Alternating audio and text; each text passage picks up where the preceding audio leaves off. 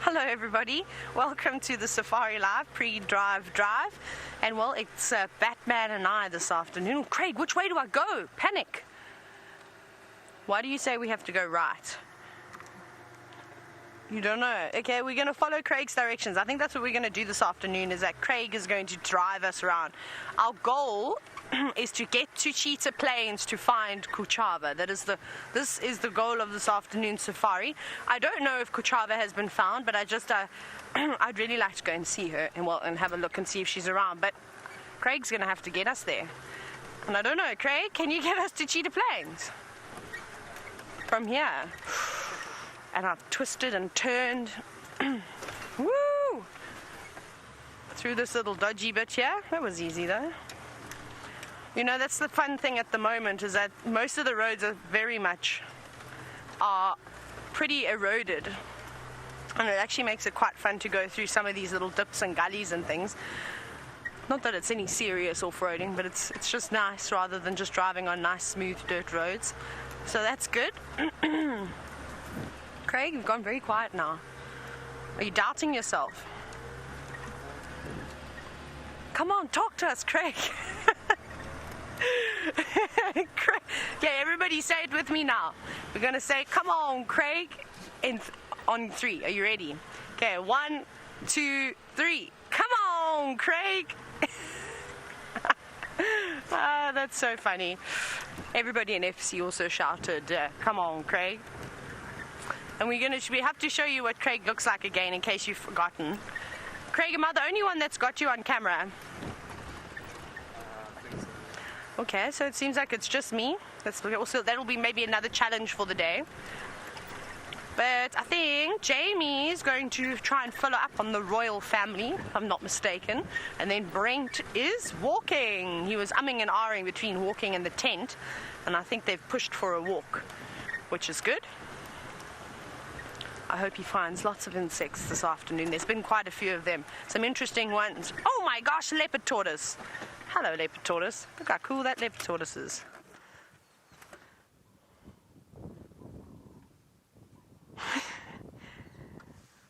It's a big one. Rebecca, it cannot be Gregory's father, because this is a leopard tortoise. Gregory is a Speaks Hinge tortoise.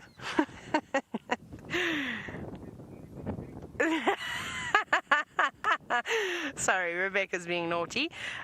But of course you can see this tortoise is a little bit on the nervous side. It's deciding to disappear into some grass, but I don't know why it's out on today. It's quite a very gloomy day, and it's quite chilly too. So I think it might also be looking for a bit of a spot, to head home. Maybe it's got a home somewhere here. That's not a very good spot, tortoise. I would head towards those dense thickets, or even down into the drainage line. Might be very good. Right. Let's move on for our friend the twist. Oh, it's not today. Happy Sunday. Because I feel like you need to celebrate Sundays. It's a nice day. It's always a relaxing day, even out in the bush. Have I neutraled myself again? No. Down we go. Are you ready for the next one, Craig? We're going to have to go into 4x4 here. And down we go. Hold on, Craig. Woo! So exciting! We're going so fast, hey Craig? Isn't this amazing? I haven't heard from Rebecca for a while. Rebecca, what are you guys up to? Okay, bye-bye everybody.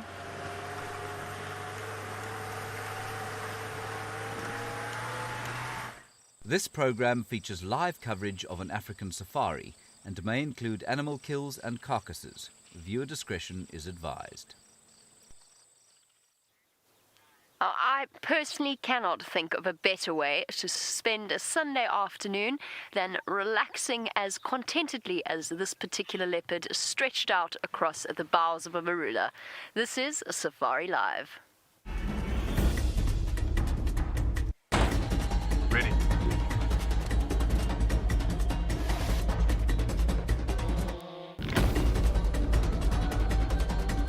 Standing by.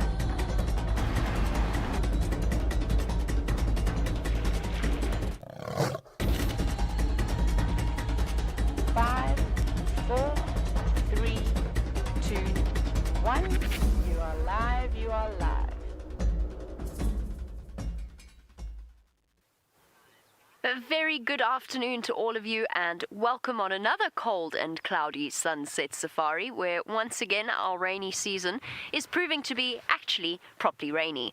My name is Jamie, and this afternoon VM is on camera with me, and I feel as though I've lived up to VM's exacting standards by finding him a leopard before the drive even started. You okay with that, VM?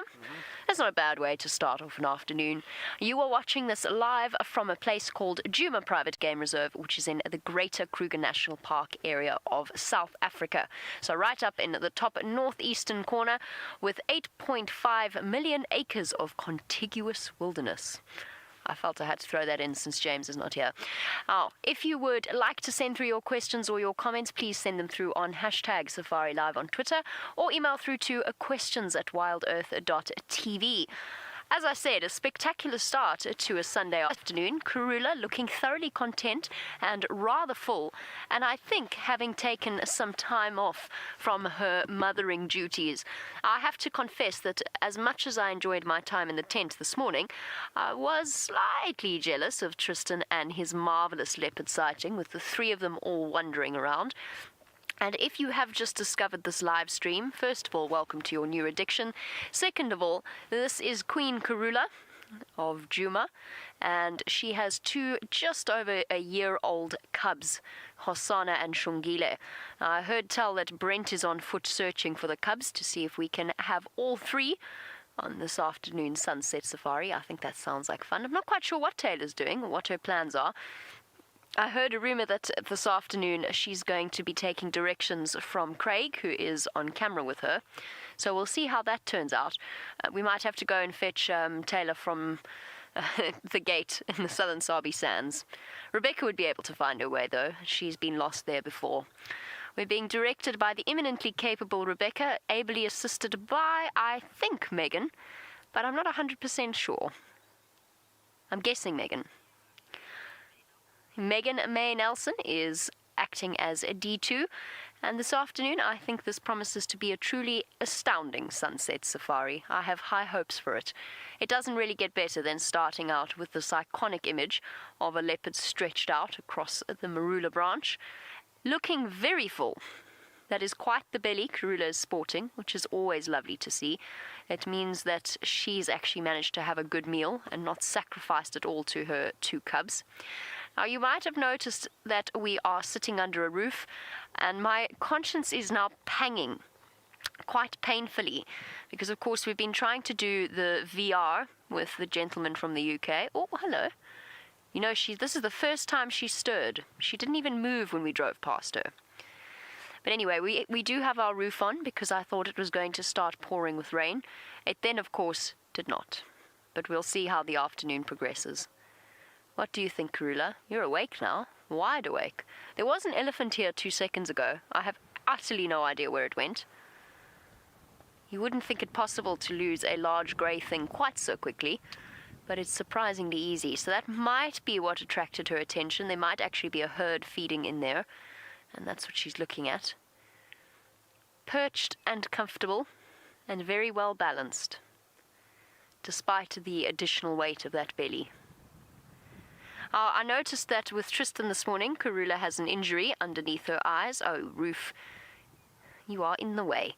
We'll keep an eye on that and see how it's healing. I'm sure she's going to be absolutely fine. Good, just a change of position. While the Queen gets comfortable, let's go and find out from Brent how he plans to start the search for her cubs.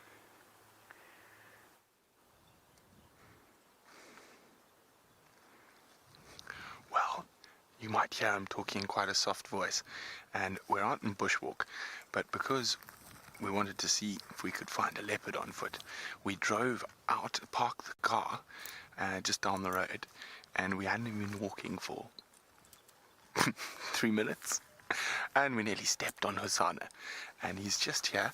We'll try to get a better view of him now, hiding in a bush next to Treehouse Dam. Now, there were kudu all around, so we thought there were no leopards here, so off we marched, and we were actually stopped on the dam wall just above him, and he was lying flat in the grass watching us. And that's one way to start a bushwalk, with a leopard on foot, isn't it?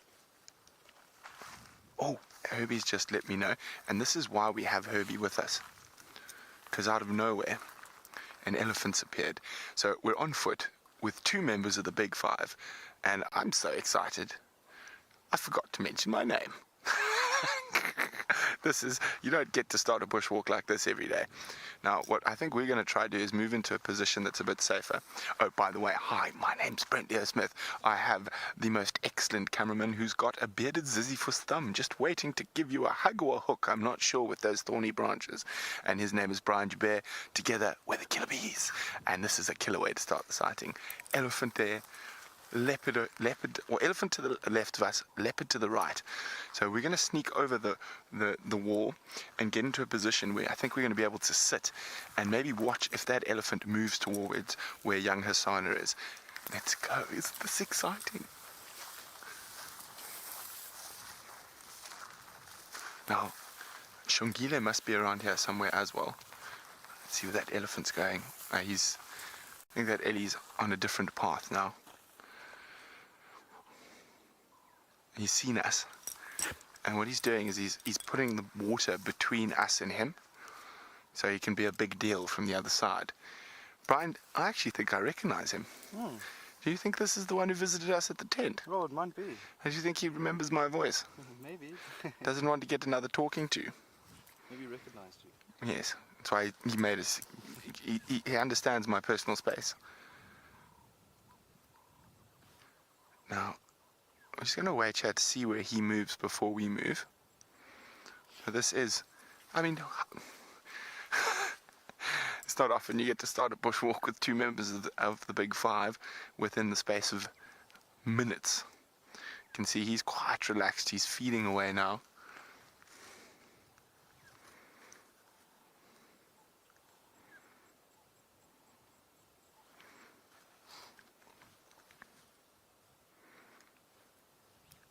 Remember, hashtag safariLIVE or questions at wildearth.tv if you want to get hold of us. Ask us any questions. And actually, I've got a question for all of you first off. How would you feel if you were sitting, or standing, should I say, about 100 feet from an elephant bull and about 20 feet from a leopard on foot? You can just see his ear. Let's just sneak up here a little bit. Just go, where's the Ellie? Okay, he's coming a bit closer now as well. So we just want to make sure you can see. We just parked there and we literally walked 50 meters and we stumbled upon Hosana. Now, I promise you there were kudu here. We didn't spot him from the car. So we started walking down the road like this. Herb? So we're not going to go too close, but just going to show you.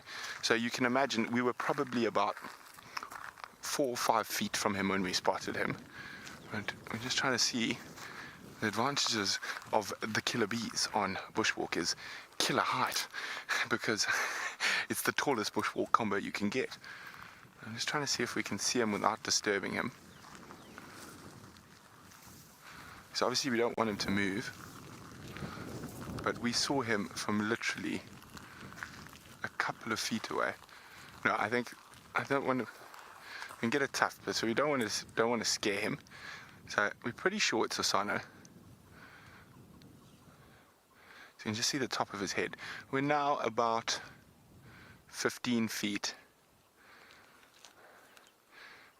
and as you pan up from him, there's a big grey bottom. So there's that leopard and elephant on foot, live in Africa. So remember, how would you feel if you were this close to one of the biggest cats in Africa and the biggest land mammal in the world? Now, we're going to try and move into a spot where we're a bit further away so Hosana can be more comfortable. We might even go for a walk and see if we can find Shongile. While we do that, let's go back to the Queen Mum with Jamie. What an exciting start to our sunset safari. Leopards on foot, leopards in trees, leopards everywhere. And I just wanted to show you something, because it's what sparked the whole conversation a few days ago about leopard heartbeats, because Liam pointed out to me that at certain close-up shots you can actually see Karula's heart beating. And you can see it there if you look at... How on earth do I describe that? Look in the middle of your screen and slightly to the right. Now she's breathing. There you go. You see that pulse happening there? It's really very cool. Roughly 100 beats per minute, I would guess. Maybe a little bit more. Leopard's heart beats quite fast, especially when you're this full. There you go. Wonderful. And we've got a lovely view of Karula's face, so we can have a look at her black eye, basically. She looks as though she's been in a little bit of a bar tussle.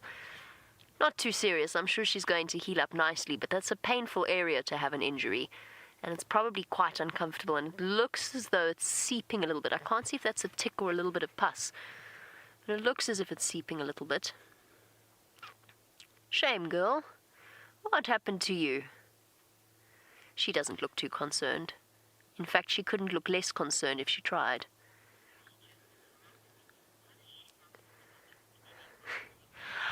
Roxy, I have often wondered at the innate ability of a leopard to sleep in a tree without falling out of it, especially since I've personally seen my cat roll over and fall off a couch before in her sleep.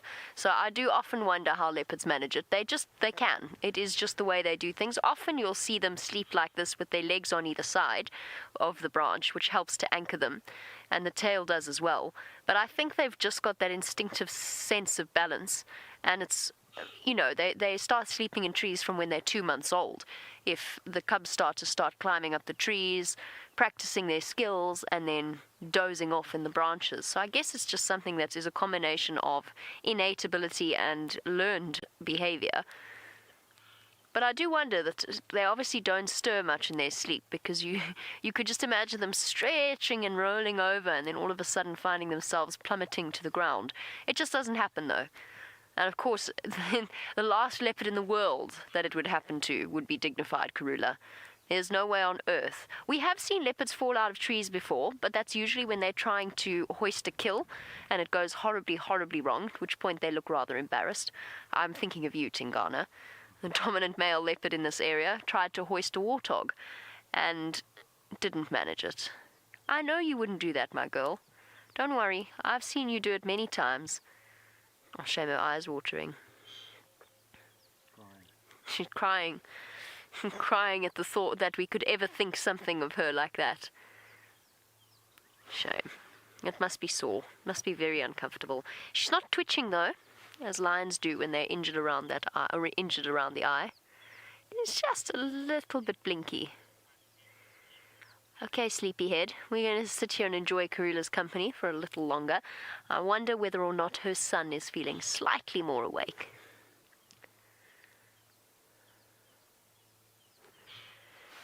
Well, we've come a bit around so we could see, and it's actually not Hasana, it's Shongile. And she's just watching us. So I think when we initially saw, we just saw some spots in the long grass, so we moved back.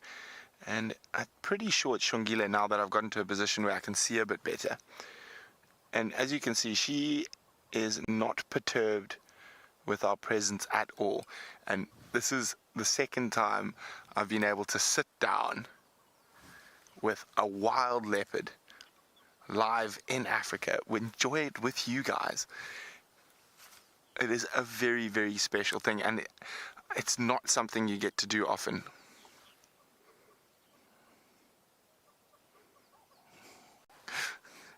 Tanith in Canada says she would feel mesmerized. Well, indeed I am. Now, oh, it looks like little Shongile is going the same way as her mother, the heavy head.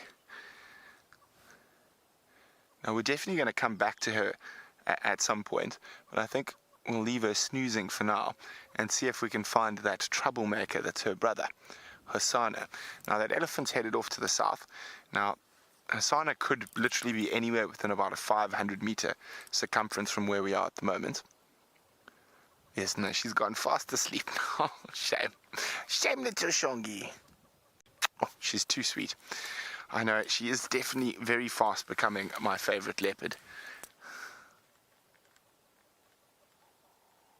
It is just, I just cannot explain to you how incredibly special this is. Now, all the textbooks will say you can't do this. You can't do this with a wild leopard. But here we are, saying you can. And of course, we've spent a lot of time with these cubs, so they've become habituated to being walked, to being tracked.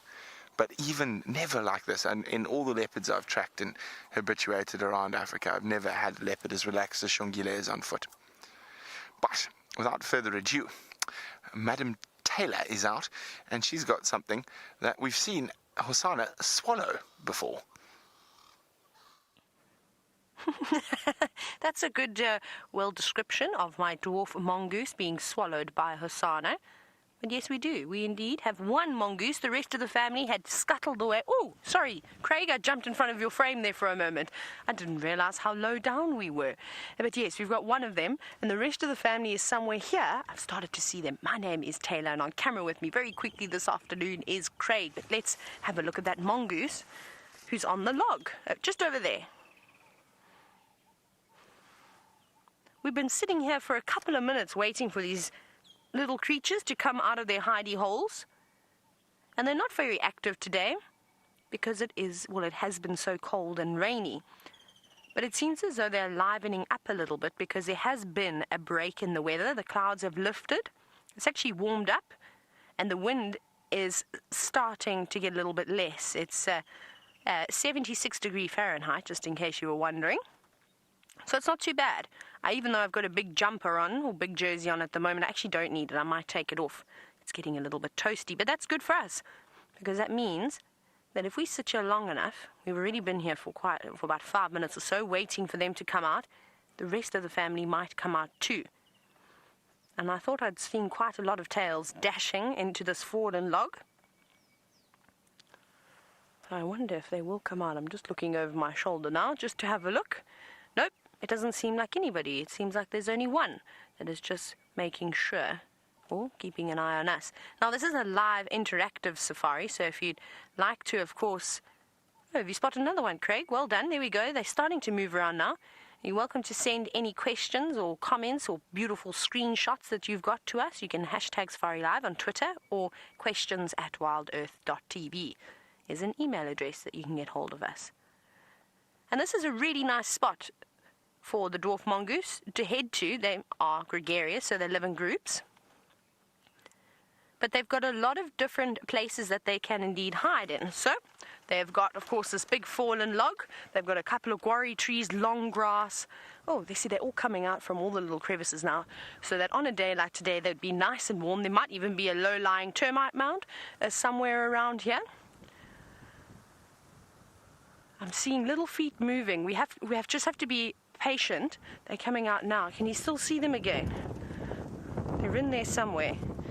They're just on the other side. I don't want to move the vehicle around too much, otherwise we might see what Roxy's just asked us. We might see them dash away. And Roxy was asking, can a mongoose run when it is startled? Well, that's a tough one. I don't think I've ever... Oh, no, we have. We often see dwarf mongoose and squirrels at full pelt as they dash away in the open areas. I reckon they probably reach a speed of maybe 10 kilometers an hour. So, yeah, I don't know, not too fast. Maybe 15 kilometers an hour, maybe something along those lines. But it definitely wouldn't be anywhere near the speed that an elephant or any of the antelope could run at. So a little bit less, but they've now hidden away again. That's a pity. But at least we've seen them. I haven't actually seen dwarf mongoose in such a long time, so it was really nice to see them out and about. Hang on. Craig, if you go to that log that's just on the other side of the Bushman's grape. Let me see. A little bit further that way. There's, yes, that log right at the back. I did see something moving. Is there anything there? Now, this is what you can see, is how thick it is at the moment. We've been talking a lot about the greenery and the density of the bush at the moment, but just look at this. There he is. He's popped out again on the log. Other than this one that sits upon the log, which makes it easier for us to see it, the rest of them, they don't even need to move quick and hide away as much as they normally would when they're out in the open, because they've got the vegetation to do that for them. See that? Just slinking right next to the log. And they'd be quite camouflaged as they're moving around on the edge of the log too. There's lots of different types of vegetation, which is nice. So again, just helping them blend into their surroundings. Okay, I think let's carry on now. Remember, our plan from the pre-drive was that we were planning on heading towards Cheetah Plains. We definitely want to find Kuchava. I haven't seen Kuchava. Thank you for answering your question. It's not a problem. Any time you can tell me of the speed of a mob. The actual speed is. I don't think. Check. Well,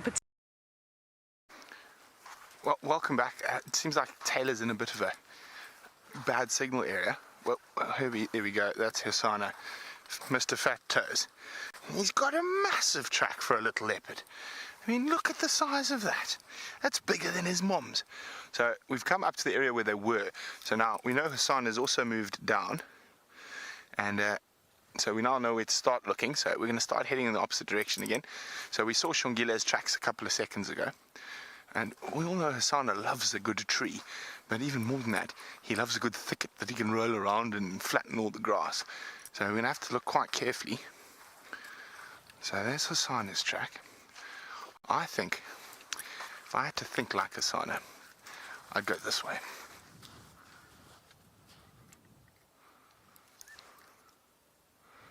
Yeah, heard that elephant. That elephant bull's still around here as well. So there's some termite mounds around here, all good spots.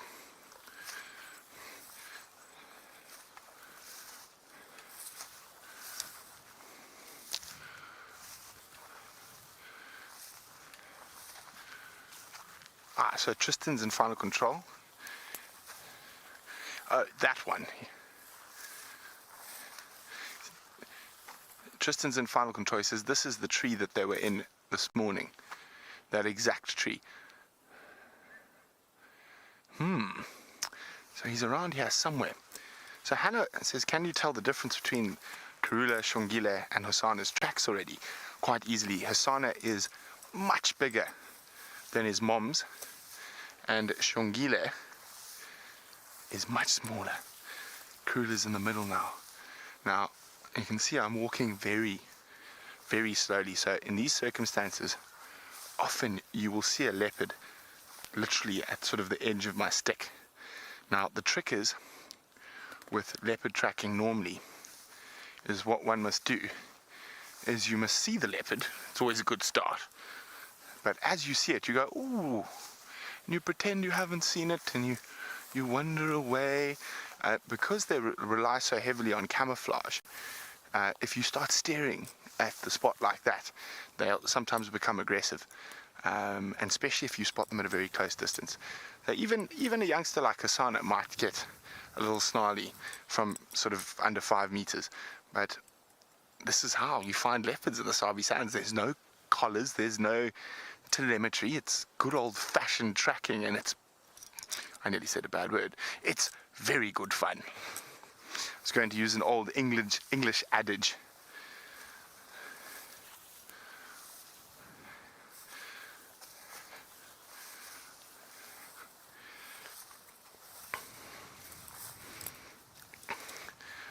Lenny is asking, what is the risk of a leopard attacking you on foot? Lenny, there's always a risk, but it is quite minimal. And as I say, leopard relies on camouflage. So if you spot them and you sort of just walk past, they think, yeah, got them, couldn't see me.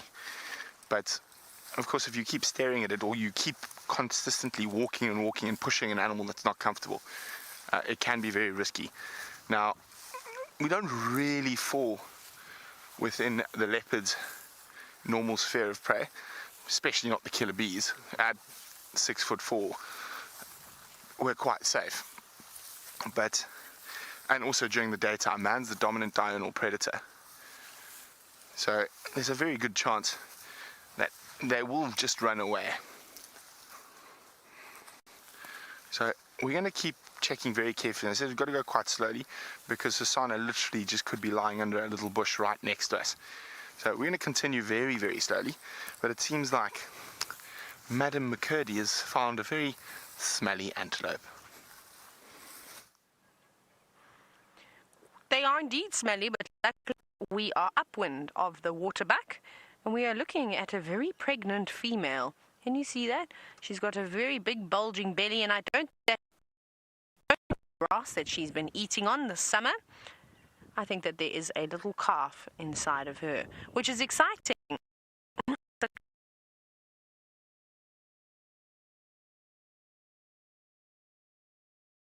And the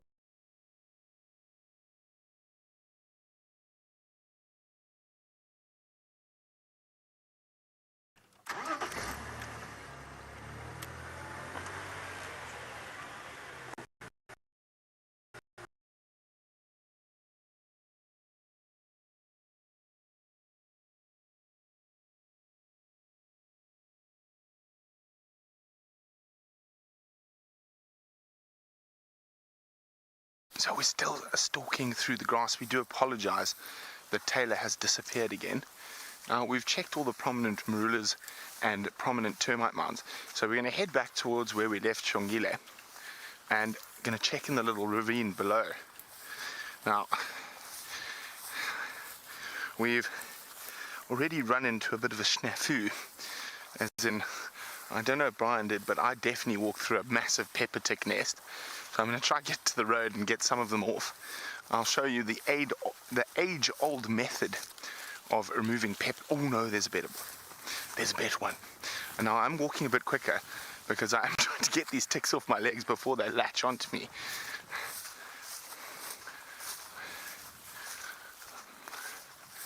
So we know where Shongile is. It's a very big chance. Sorry I'm walking so fast, but I don't want to be devoured. There we go, that's what we want. That is exactly what we want. A weeping wattle.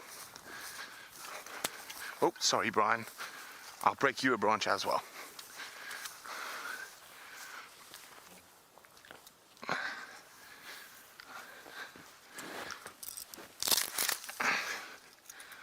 There's another good branch. Oh, these young ones will do well. Okay. Let's go.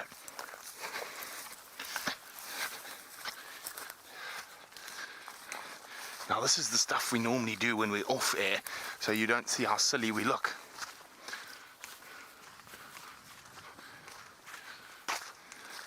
Now we just want to check for Hosanna's tracks on the road here as well. I'm just going to catch up with Herbie. And also don't want to beat and make too many sudden movements when Shongile is quite close, because she's still just off to the left of us.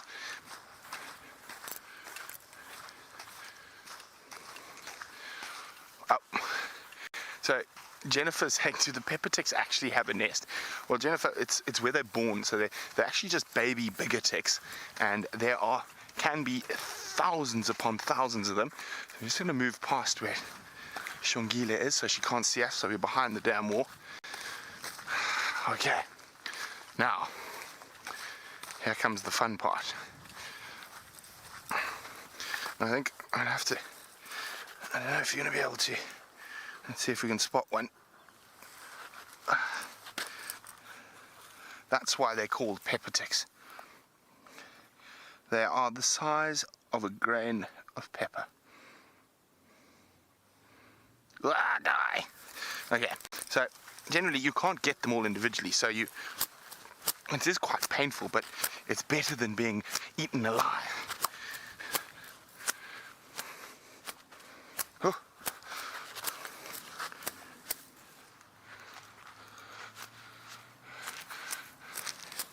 Okay. Beating the pepper ticks. Let's have a look. How did we do? Well, there were hundreds a few seconds ago. Now, just a biting fly. You can also get swatted. There we go.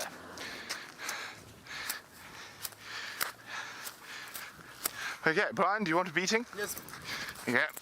It's the only time you get to beat your friends. They actually ask you to beat the legs, get the pepper ticks. They're oh, they're already biting, Brian. Oh. No, this is the only time you get to beat your friends.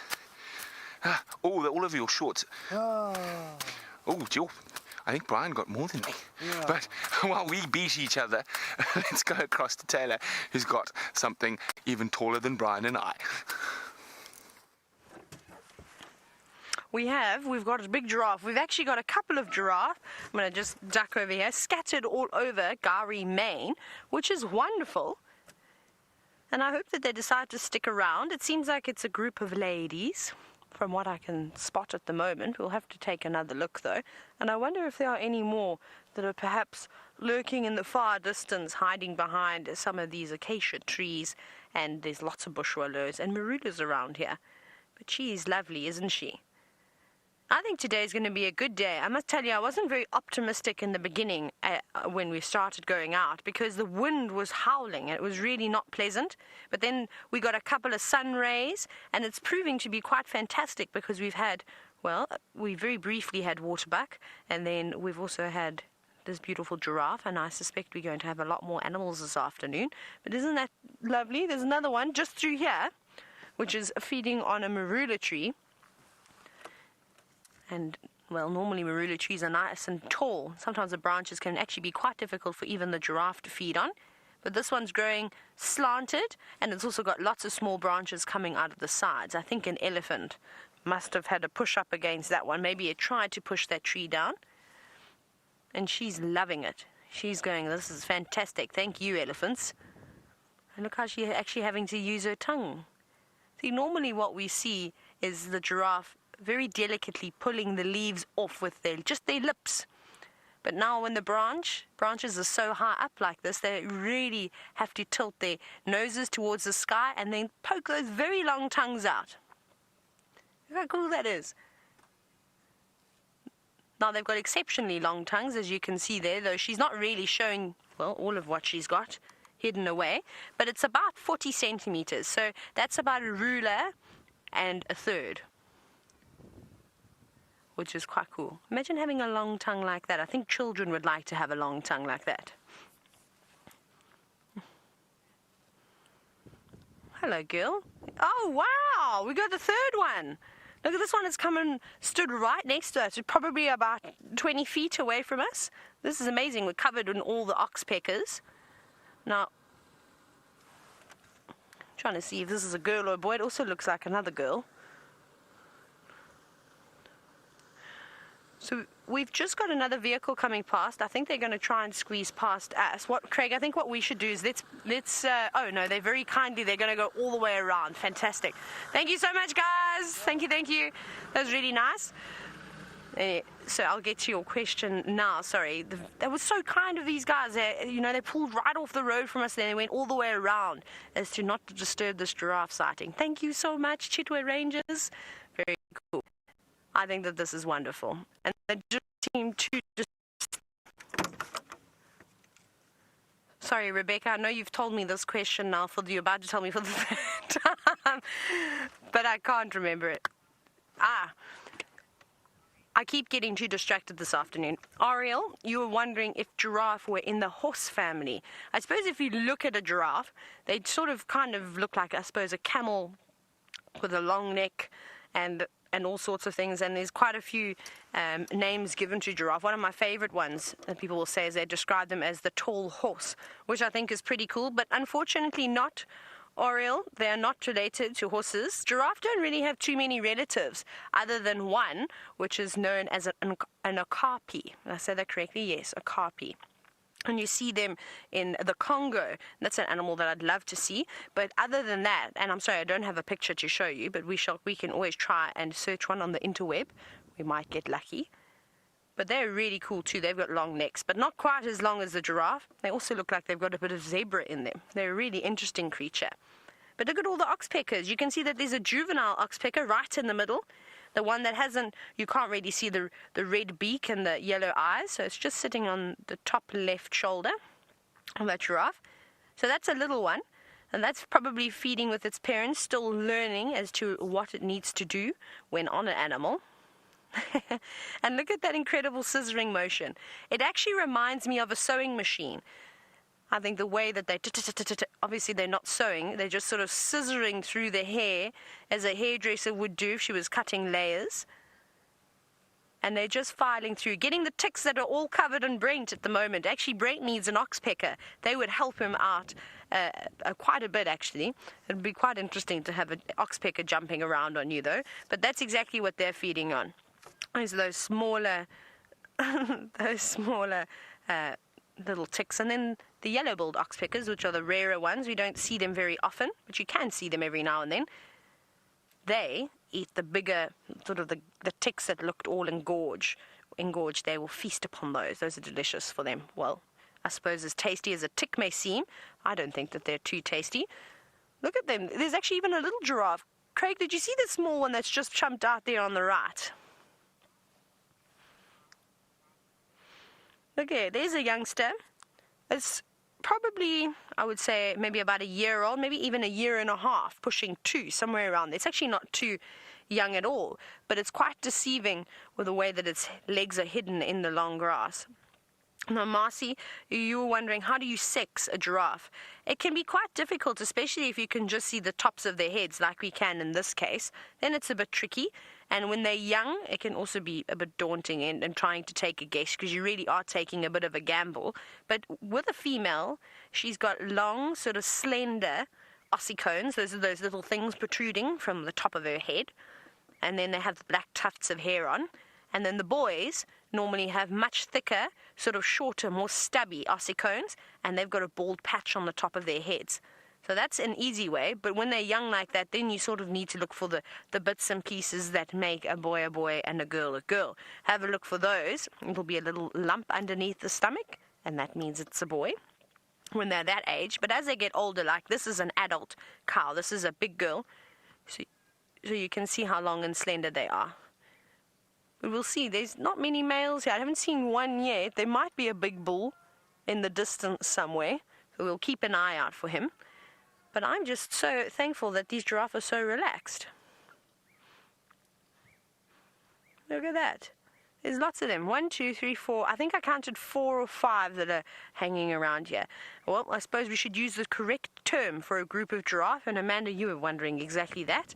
It is either a journey or a tower. So I would use a tower right now because they're very much standing still. They're not moving about too much. And if they're walking across a big open plain with an escarpment in the background, then I think a journey is a great way to describe a group of giraffe. But very vigilant, always looking about. They've got exceptional eyesight. And the behavior is actually quite interesting. And we often talk about the matriarchal system that you see with hyenas as well as elephants. And, well, I've forgotten. Oh, Rebecca, I'm so sorry. I don't know what's wrong with my brain today. It's broken. Deborah, you, now, as I was saying, the matriarchy between elephants and, of course, the hyenas. Giraffe is completely different. This is not the case. They sort of have something called temporary association. And Deborah, you've asked just that. So what that means, Deborah, is it's basically the giraffe come and go as they please. They really only have a bond with the calf. This is the mothers, and that's it. They might greet each other and they'll join up, but there's no sort of permanent thing saying that they have to stay in the herd together. So one day you may see a group of them together, and the next day they might split off and become individuals. You see that a lot with the males. The males tend to go off on their own, and then sometimes you'll see one big cow with a group of youngsters, and they're not all of hers. They have creches, so I suppose they're definitely gregarious in some sport, but they don't stay like that all the time. So often one female will take all the youngsters and go and sit in a thicker area, and they will sort of look after them like a play school.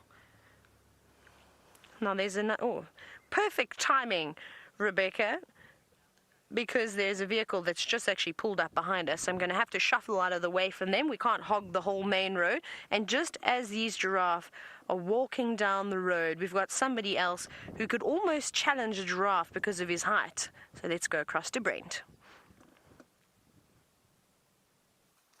Oh, that's very kind of you, Taylor. I think a giraffe's got a few meters on me. I think they have 14 to 16 foot, so more than double. So Brian and I are checking this little river system now. we've been a bit nervous after our tick attack, so we decided to check the road. Well, it is also a method to our madness. It's the best place to see tracks. And just checking all the big termite mounds. Let's have a look from a little bit further ahead. Now, his last tracks were heading this way, but there's no tracks of him coming out near where his sister is. I wonder what mischief he's up to. He's definitely not murdering terrapins. Maybe he's practicing stalking kudu. Now, remember hashtag safariLIVE or questions@wildearth.tv if you have any questions for us. Ooh, that looks like a good Hasana hidey hole. Now, for those of you who might have joined, you'll occasionally see Herbie behind me. He's our security detail, so while I'm presenting and concentrating on speaking, Herbie makes sure I don't bumble into a buffalo. Now, this is the type of area that Hasana seems to like. These lovely peltiforums. It's the same tree we used to beat our legs with, but this one you can see it's been pushed over by elephants. There's some nice cover underneath, and it's a really good spot. Lions and leopards always alike. Oh, sorry, I was just giving Herbie the thumbs up. He's telling me he's going to do a loop that way. Make sure Hassan is not that side. Hi, Carolina. Carolina's asking about the ticks that attacked us and whether they carry any diseases. They do, Carolina. They carry a disease called tick bite fever, or rickettsia, and you can get immune to it. So the more times you get bitten, the more times you have it, the less reaction you have. I had tick bite fever last year, so I'm unlikely to get it this year. Now, the different strains of tick bite fever differ. So if, for example, we're in the Mara, it's likely it's going to be a different strain of rickettsia. So you do need to get it and sort of get on with it and get it out of your system. Makes you feverish, nauseous. It's not very pleasant, but it doesn't last more than sort of 2 or 3 days. Now, Hasana, where are you hiding? Herbie's just gone on a big loop. We're just going to check down to where the next road junction is. We can hear rattling testiculars. Now, they don't call like that when Hassan is around. They'll be giving a different call. More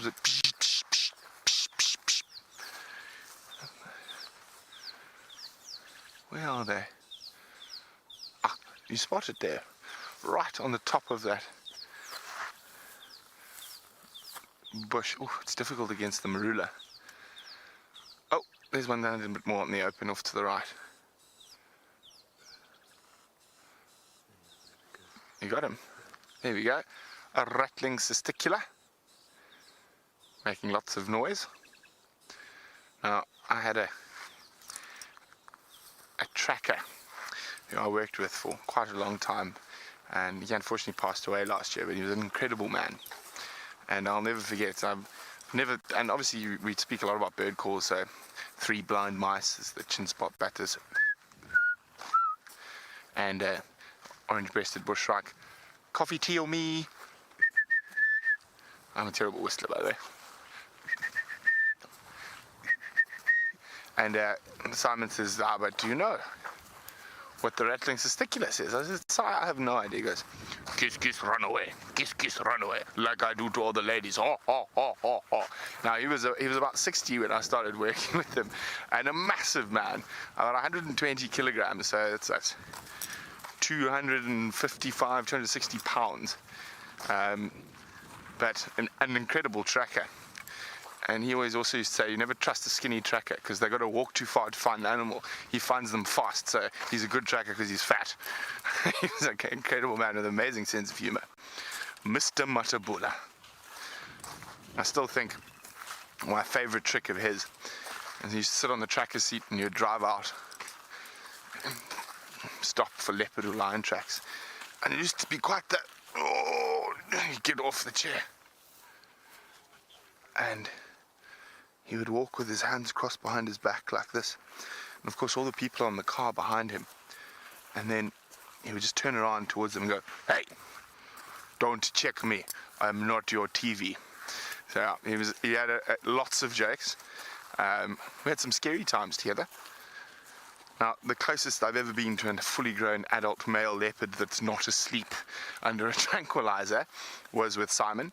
We were tracking a mating pair of leopards in the Sand River, and their tracks had gone all over the place. And there are these big sort of sandbanks that have got Phragmites reeds on top. And Simon was going, no, these tracks are old, from this morning. And I was like, Si, I've got good tracks, fresh tracks. So I'm looking like this, and I'm walking and watching the tracks, and Simon just says, "Here, Mumful," which means stop. And I go, "What?" And I look up, and literally about this far away from me, and exactly eye level with me, ears flat in the reeds, was one of the biggest male leopards that's ever been known, the Camp Pan male. And I sort of staring, and I don't stare, and he's like, slowly, and literally I think that turn must have taken me about half a minute, and the first step was the next minute. But now, speaking of something that goes a bit faster, that's obviously Taylor. Let's see what she's got. We have got an African wattle tree at the moment. We did very quickly have a fork-tailed drongo. Sneaky bird, but it has flown away. That's all right. I was just hoping to show you a little something before we ventured on to our favorite warthog burrow to see if our friend, the old man, the warthog, is still lying about, keeping nice and warm. But that's where we're going at the moment. We might see another drongo. There are lots of them around here, and I think that's because there are lots of grasshoppers at the moment jumping out of the grass. I've just seen a couple shooting up, so I think that's why they're hanging around over here, trying to catch all those juicy grasshoppers, which, let's be honest, for when you've got the skills of a drongo, I mean, they're acrobats of the sky, they're incredible the way that they move. I don't think that catching a grasshopper would be too much of a challenge. I think that they are nimble enough to swoop down. It's like the rollers as well. They make it look so easy. Okay, now I suppose we've got to sneak here. Let's sneak. So Rebecca in Final Control has asked a question, and her question is, what bird would I be? Craig, I'm also passing this question on to you. So what bird would you be? So think about it. I think I would like to be a black-shouldered kite. That's what I would like to be. Oh, no, fly, get out of my eye. Oh, no. There's the warthog burrow. So I'll tell you why I want to be a black-shouldered kite in a moment. But it doesn't look like anybody is home. That entrance does look quite churned up, though. But I think that's from the warthog. Maybe we can see a footprint. It's a bit difficult to see a footprint. Yes, there's a couple of square tracks right in the middle of your screen, so I think it was the warthog that was going in and out over here. Maybe he'll be back later. Just a moment ago I'd said that the wind was dying down, and of course the weather obviously understood me, and now it's picked up again and is rustling all of these leaves. That's a pity. Okay, no luck here then, but that's okay. We'll get him next time. So the reason I would like to be a black-shouldered kite is because they're one of the only birds in southern Africa that can hover without the aid of the wind. So what happens is you'll often get the big eagles, you'll see them hovering, but they're using the wind to help themselves, whereas what are they called again? Pied kingfishers, because I haven't seen a pied kingfisher in ages. They can do it, and then so can the black-shouldered kites. I think that's a pretty amazing little adaptation to have there. And then also they're pretty amazing in terms of what they can catch. So I saw one. Who are you? Who is flying here? Buffalo weavers and magpie shrikes. Look at the juvenile magpie shrikes while I tell you about why I want to be. That's cool. You see that little knobthorn, Craig? There's two birds. There's a juvenile magpie shrike, and the hornbill just chased it looked like a buffalo weaver away, the red-billed hornbill. That's naughty. So the three of them are quite happily sitting in the thorny tree. Here they are. And that's a brave tree to even sit in, because you can see they've got lots and lots of little thorns all over the tree. You also look like a little one. I don't know. I don't think that this is an adult red-billed buffalo weaver. I think that this looks like a juvenile too. It's a bit clumsy at times. And its breast is also quite mottled. I don't think I've really ever noticed that too much in the adults. I could also be mistaken. This could be something that I've just realized. This happens a lot to us as guides. I don't know. It just looks very young to me. But I don't know why they're in there. Your feet must get sore every now and then if you don't hold on correctly. The thorns are very, very sharp. And I'll get back to the black-shouldered kite in a moment, once these three decide to fly off, though it seems as though our magpie shrike has flown to another branch. But this is definitely not a juvenile red-billed hornbill that's just now flown away. That looked like an adult. But let's have a look. I just love these little magpie shrikes, the ones that are just to the left of that one, Craig, where the pile of trees are. There we go. Look how short its tail is. And you can hear them all shouting about too. And that's funny. I'm surprised this one isn't chattering quite a bit. Because normally they'll chatter when they're sort of begging for food. And there was a juvenile Birchall starling in camp today, following mom or dad around, begging for food, making a huge noise. But this magpie shrike's obviously getting old enough now that it's quite happy to forage on its own. Because I haven't seen any adults yet. There were just two juveniles with these shorter, stumpy tails. Yeah, it's talking now. I can definitely hear the other one, I just haven't spotted it again. Here we go, it's responding. Just looking behind me. It's very far away. I actually saw it, but it's not the greatest view. I can just see its tail dangling out of the tree. So we'll stay with this one. But they both look like youngsters and no adults around. Oh, little ones, I'm sure you're big enough, though, and strong enough to be able, of course, to manage on finding food for themselves. They'll get there. Like I said, there's lots of grasshoppers and things around, so it's not too much of a problem. Now, I am going to show you a picture of I'll do it in a moment. I'm very quickly just trying to open up this app. Right. Here we go. Let's go. Black-shouldered kite. I'm going to find a photo. Let's go to kite. See, I took my book out and I've taken it out again. I haven't put my bird back in. Ah, perfect, right there. That's just what we needed. Okay, I'm going to flip it. There we go. That's what a black-shouldered kite looks like.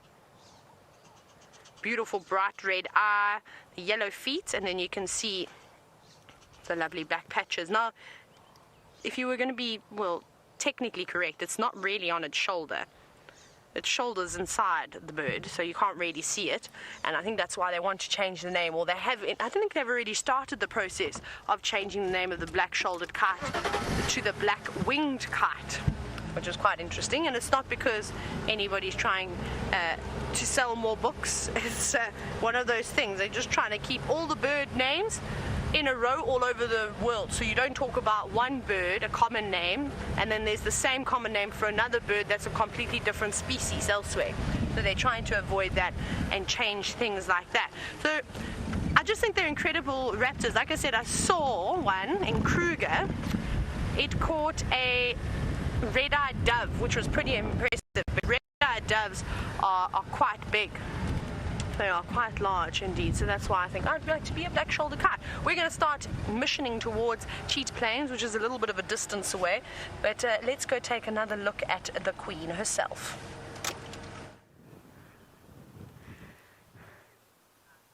That sounds like fun, a trip to the east. And sorry about the extended disappearance, everybody. We were just getting rid of our roof, which we have now done, and of course it's now going to rain on us, just because. But we've got rid of our impediment, and we now have a clear and unimpeded view of the Queen. It is in fact impeded by the long grass. I like Taylor's game of what birds we would all be. I don't know if she came up with any other ones. I said VM was a shoebill, but I don't know why I said that or where that came from. It just kind of popped into my head. If Karula were a bird, she'd be a peregrine falcon. That doesn't make any sense. James would be a drongo, definitely. Fork-tailed drongo. Brent? I'm not sure. It's a tricky one. Steph would be a battalier, I feel. Oh, the fly is biting her ears. What would Brian be? Shoebull. Saddleball. One of the tall birds, definitely. What would I be, Rebecca asks. I don't know, Rebecca. Maybe a marabou.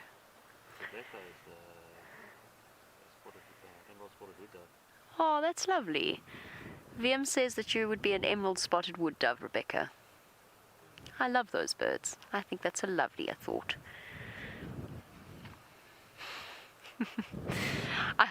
We are just making idle conversation, of course, because the cat is fast asleep. Kirsty would be a hoopoe. She's ginger enough on top. Craig says he wants to be a budgie. Are we going with what people want or what people would be? I definitely think Steph would be a bird of prey. No, Craig's definitely not a budgie. Craig's Batman. He can't be a bird, he's got to be a bat. This is a very strange conversation that Taylor's taken us down. No surprises there, though. She does have the most fantastic imagination of anyone I've ever met. Except possibly VM.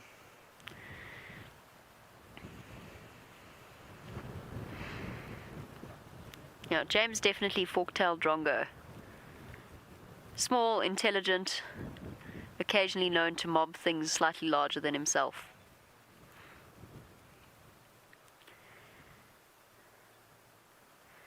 She's batting away at the flies. They're bothering her eye. I hope James didn't hear that, Rebecca. I hope the exact opposite. I actually meant it in a nice way. I really didn't mean it in a mean way. Marvin, you say that Brent would be an ostrich. I've just got this sudden image of the mating display that ostriches do with their wings out and running around. You say, VM says a hardy-dar. Brent would be a hardy-dar. You're certainly loud enough at times. It's hilarious. Oh, goodness. What a strange route to have travelled down. What do you think of us, Karula? What must you think? If you only knew the nonsense we talked. You probably do. You've had a few years of it. Now, the flies are definitely bothering her injury more than they might otherwise. But I had a close look at it. It's not too serious. It's not too deep. It'll heal up nicely. It must just be very uncomfortable. She's also got a slight limp. It was barely discernible, but there was just a stiffness to the way that she was walking that isn't usually there with Karula. So I don't know what it was exactly that happened, but she's probably feeling a little bit the worse for the wear. Luckily for us, and luckily for them as well, animals have the most extraordinary immune systems. So I have no doubt that she will be healing up very well, very quickly.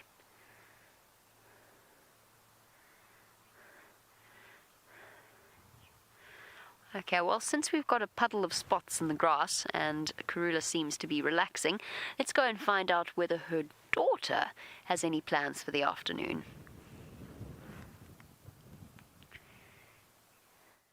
Well, we've done a big search. We haven't had any luck with Hasana, so we decided to play a bit of the patience game, because there's a good chance he's going to get bored and maybe come looking for Shongile, who's still napping, and I can't resist sitting with the leopard. It's just so incredible.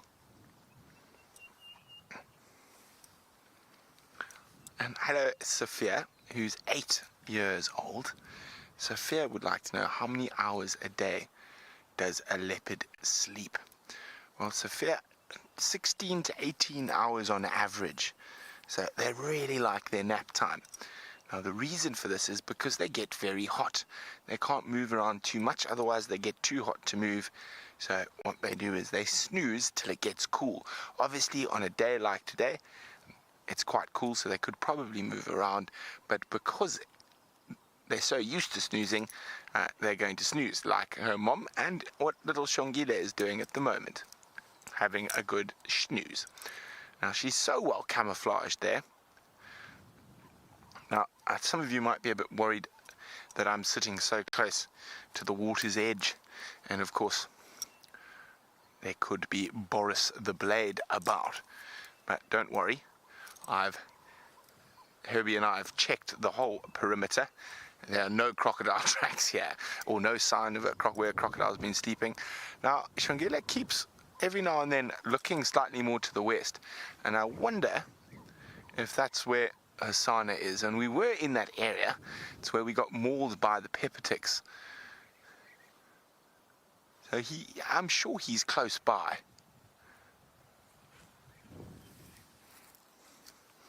Lauren, how are you doing, Lauren? Lauren would like to know, how does Karula tell the cubs to stay and not go? Well, I suppose if we had to translate it into human terms with a very stern word, it's a hiss and a growl will let them know that they need to stay put and they shouldn't be meandering about. Oh, Shongi's going to sleep again. Just also remember, this is abnormal that you're able to do this with leopards on foot, and that's why I take such great pleasure in it. And also, I wouldn't recommend anyone who is not very experienced in the bush doing this. And of course, even though she is snoozing and stuff, if she started to show any sign of being uncomfortable with our presence, if she started trying to hide and flatten herself into the ground, and she looked like she was either nervous, scared, or angry, we would immediately completely move out of the area. Now, Herbie and I were chatting as we were looking for Hosana and making our way back towards Shongile, about how positive this is for the future. So quite often you can have very relaxed leopard cubs, and as soon as they become independent from their mothers, they can get a little bit jumpy again. But Herbie and I both feel that Shongile, that she's showing this level of comfort with being tracked on foot. And normally tracking on foot is one person. And I mean, remember, we've 3 people here. There's Brian, and he's got a big aerial sticking out of his back, and Herbie and myself. And she's showing this level of comfort, which means she's going to be an incredibly relaxed adult, which is always great news. And that's how the Sabi Sands has got its reputation for leopards, is that over the years that people have worked really hard, spent a lot of time on foot and vehicles with leopards, and the legacy is still today.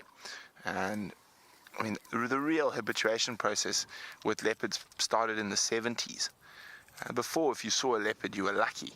And then people started putting serious effort into tracking them and finding them and sticking with them. And it's not easy. I mean, leopard viewing in the Sabi Sands looks easy now, but it's a good 45 years of work that's gone into it.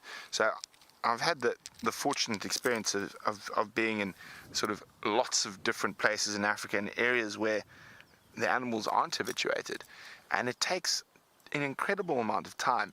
I mean, even a lion, which you wouldn't think so, but a lion pride that's not used to people, never seen vehicles and stuff, takes a good 6 to 7 months to habituate. And then even still, and not like the Nkuhumas, you've still got to park sort of 20-30 meters away, otherwise they start getting nervous.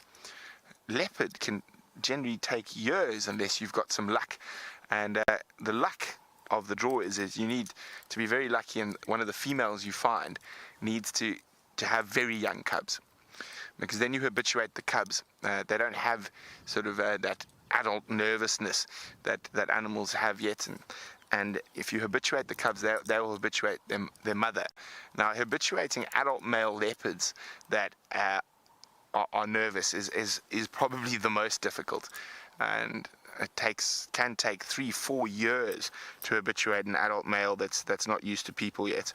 But with Shongile and Hosana, I mean, look at this. I mean, Hosana's a little bit more nervous on foot. We've seen that before. When he was in the tree, he shows signs, so you immediately move out when you find Hosana on foot. But I mean, the last 2 times that I've spent on foot with Shongile, last time she was up in a tree, and I was actually ended up much closer than I am now to her, and that was incredible. That was amazing. But enough of my nattering on about the habituation of leopards. If you have any questions, hashtag safariLIVE, questions at wildearth.tv about the habituation of leopards. But let's go to a fully habituated adult female, Karula.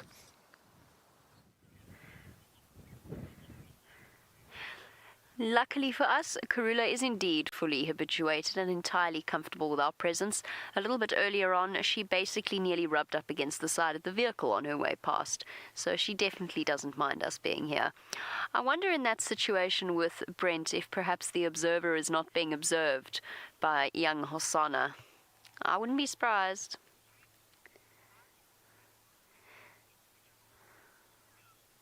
Now, Reese, you want to know, here's the million-dollar question. Reese, shall we try and reposition while we do this? Because at the moment, we've got white belly and spots. I love Karula, but we could maybe do better.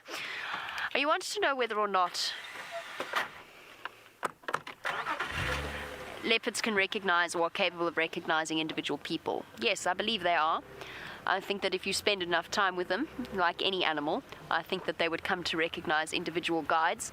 Would they respond differently to us, though?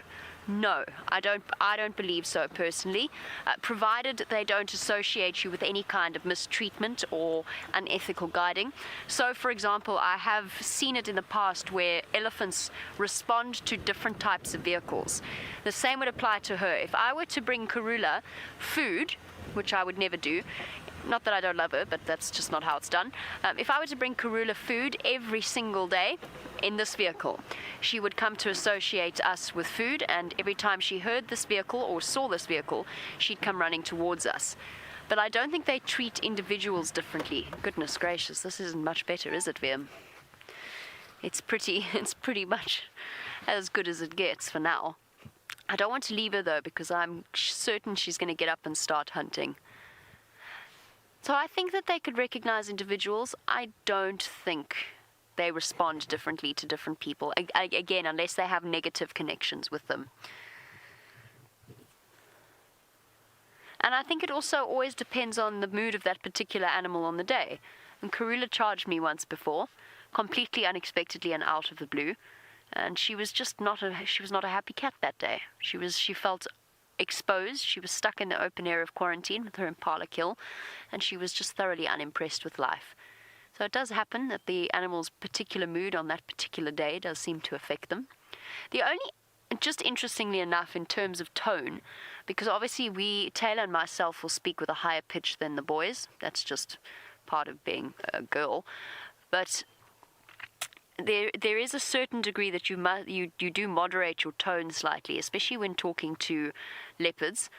Not leopards, elephants is what I meant to say. Although I imagine it would apply for leopards as well. And we try not to be too high-pitched, or not that we're ever particularly squealy, but we try and avoid that when we're with the animals. But the only animal that actually distinguishes between women and men in terms of their responses is primates. And it's terribly frustrating when you've been shouting and screaming at a troop of monkeys that's busy wrecking the joint, and they're just staring at you completely expressionless and boldly, and then all of a sudden a man walks out and waves his arm and they all disappear. It can be a very frustrating experience, but it only really happens with primates. Which is why, of course, with places like chimpanzee sanctuaries and so on, there's certain rules in determining whether women or men work with certain chimpanzees, certain primates, and so on. We're very sleepy today. Very, very sleepy. That's good. You sleep off the injuries. Heal up. Gather strength.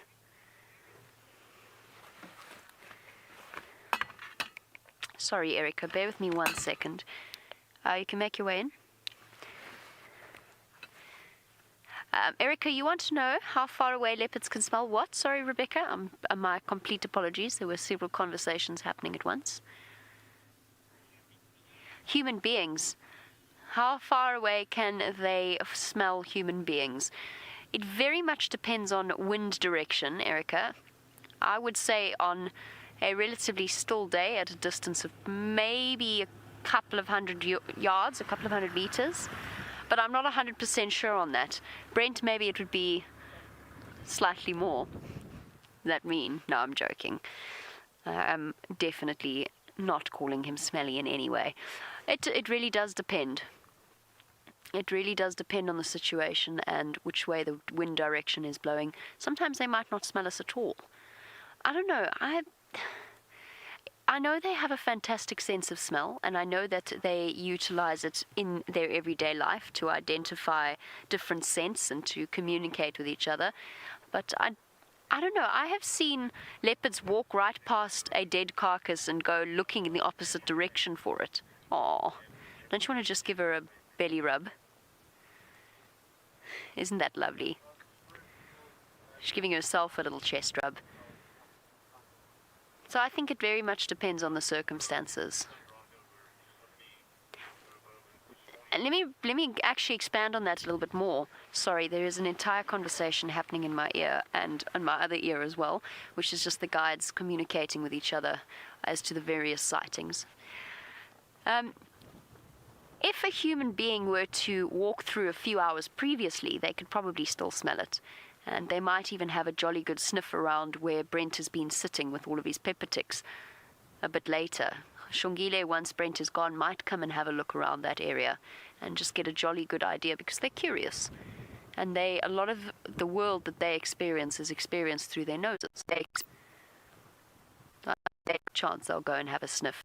And it's the same when you put up camera traps. You have so many shots of various animals' noses, basically, nose on lens, because they get curious of the smell of the camera trap and the sound of the camera trap, and they walk up and they poke their nose at it.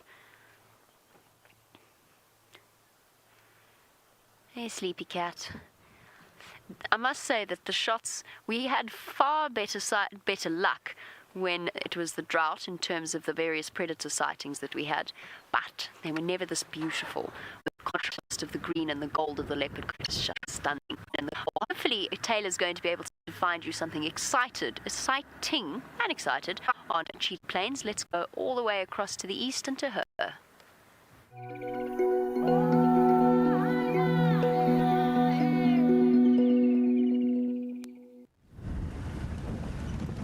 I think Rebecca said I'm live, but I'm not sure because as I heard her talking, my communication just vanished.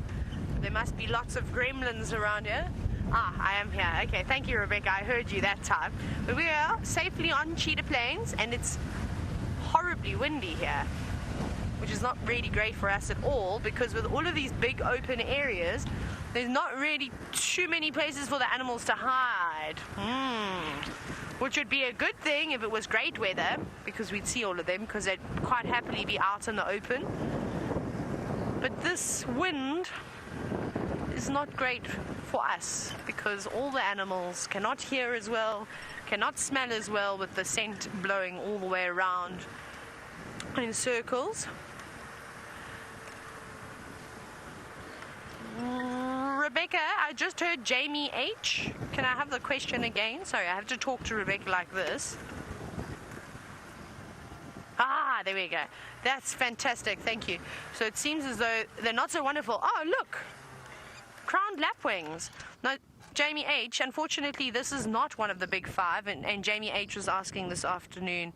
Was it Jamie H. or Judy H.? I suspect it wasn't Jamie H. Judy H.? Oh, Jamie H. I was correct. Okay, I'm just checking, because we do have, of course, Judy H., who's a regular viewer, so I was just double-checking, and you're wondering what the big five is. But like I said, the crowned lapwing is not part of the big five, but it is elephant, rhinoceros, buffalo, lion, and leopard. And those are the 5 most dangerous animals to approach on foot, so that's where they get their name from. It was only later that they realized that the hippopotamus was indeed quite a scary creature to encounter on foot, and so now we learn about that. But I reckon that if they'd realized that hippos were also just as dangerous, they probably would have been the big 6. I don't think ostriches would have quite made it in. Hi, guys. No. Oh, it's a pity. They're not wanting to hang around here. Okay, we'll leave them. If they don't want to be seen, those crowned lapwings, that's okay. I don't blame them for this wind, and I think that's the problem we're going to have today. So you'll have to just give the animals one day grace where they are allowed to be a little bit on the skittish side, because normally they're quite pleasant. They're always posing so beautifully for the camera. Well, they're allowed to have one bad day a week. So we'll give them today because of the wind. But we're on our our way. We have to check Buffalo Dam, I forget which one it is, but it's something to do with the buffalo, and it's one of my favorite little spots. It's a beautiful dam, and I'm really hoping that one day we're going to see something. Big herd of buffalo. I saw Andrew from Cheetah Plains. And sorry, just listening to another question coming through there. And we've got to see something. He said that there was a big herd of buffalo that were around, so we're going to try and find them if they haven't ducked for cover. And Bill was wondering, it seems as though we're just talking about, oh my goodness, look at all the different birds. Who have we got there? Let's take a look. Bill, so just talking about, of course, what were you asking? You were asking about if the animals are less relaxed, more after the rain. Yes, I would say so, but now with the wind, they are unfortunately not hanging around so much. So we've got some red-billed quailias. You can see the ones with the bright red bills fluttering around. There's lots of them. There's actually there's swarming at the back. Craig, maybe you can see if you can get that. And they're sitting in this grass, but I'll answer your question a bit better in a moment. But this is really interesting with all of these birds around here. And these birds are all feeding on the grass seeds. So all this lovely, well, I think it looks like, not common finger grass, maybe some of it's common finger grass. It looks like there's a couple of bits of crow's foot, some panicum maximum definitely sprouting out about here. And they are all dropping their seeds at the moment. So there are delicious treats for all of these seed-eating birds. So you'll see canaries also in big groups. You'll, of course, see the red-billed quailias. They'll be around. You might even see some of the sparrows, the streaky seed eaters might be about. I'm actually not sure if I don't think I've ever seen a streaky seed eater up here. I'll have to check in my book to see if they occur down here. They've moved a bit far away now. We might get some more because this is a lovely area for all of those birds to occur, and then maybe they'll sit still. We'll have to try and sneak up on a group of them. But it's always so difficult because they're so well blended into the bushes. You don't know where they are until that last second when they fly up and give you a heart attack. It wouldn't be nice walking into a big group of birds like that. I have a heart attack when a francolin flies up from the long grass and and gives its alarm, and that is horrendously frightening. So I couldn't imagine a big group of them would be any fun at all.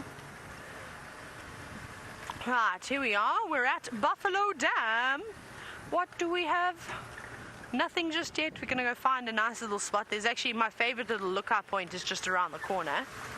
And we'll look back across the dam and have a good scan. Maybe we'll see how the weavers' nests are doing. I don't know when last anybody came to check on the weavers.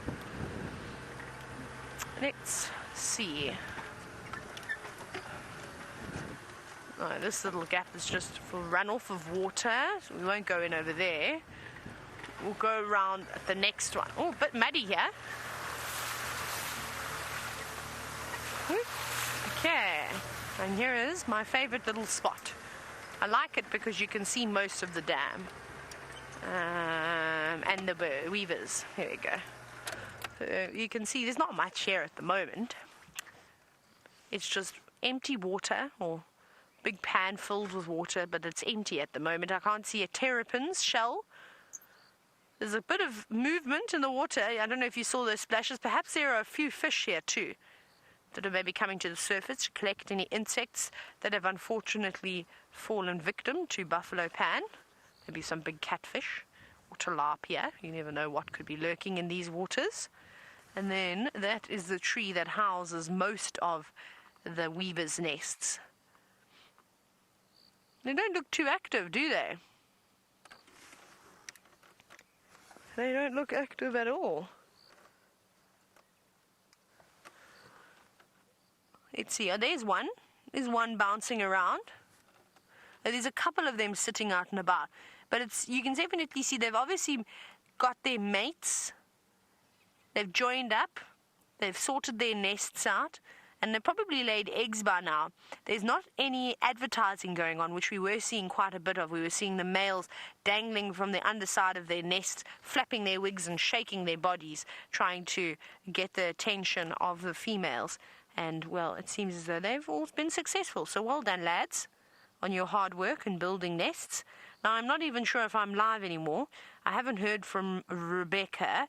I know that I was in a horrible signal spot for radio communication. So I think that I could just be talking. Let's see. Hi, Rebecca.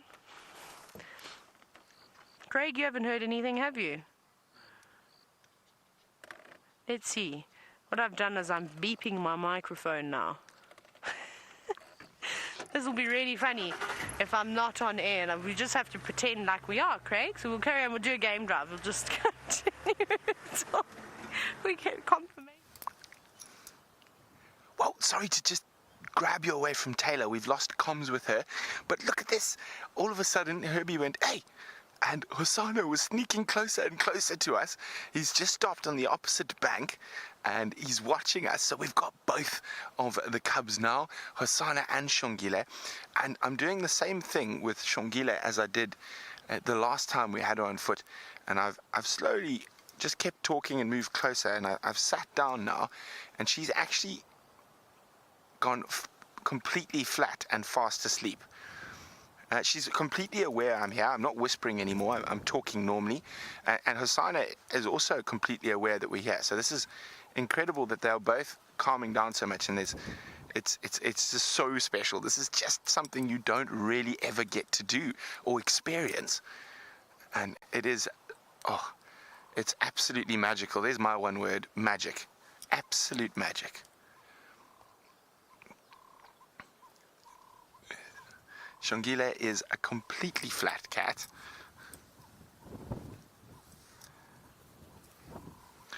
Now, hi Marcy. Marcy's wondering why they're separated from Karula. Karula needs some alone time, so she's gone off hunting. It's not uncommon for a female leopard to leave the cubs in an area, which she's done, and then move off and go have a snooze and wait for optimum hunting conditions, which are on their way tonight with this windy weather and cool cloudy weather, dark skies, great cat hunting weather. Now of course you never know, one of these two might make a kill. Something might meander down towards the waterhole, or let's be honest, more likely just somewhere around the waterhole, because there is so much water everywhere. The animals are not dependent on the waterholes. This is very, very, very special.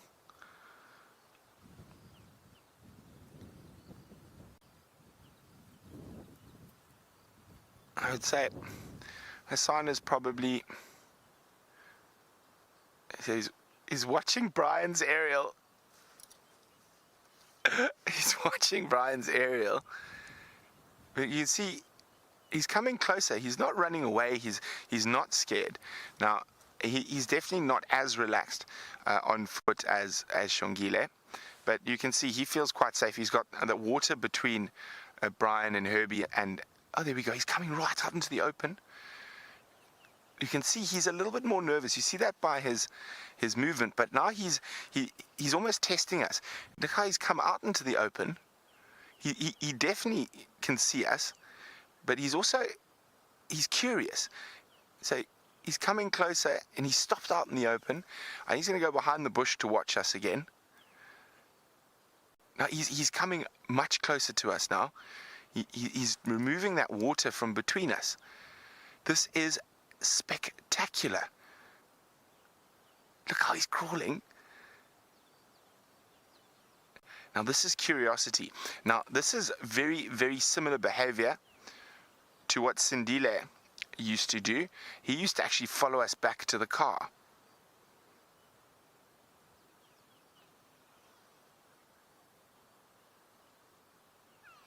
Sana, when did you become so brave? You're normally a chicken.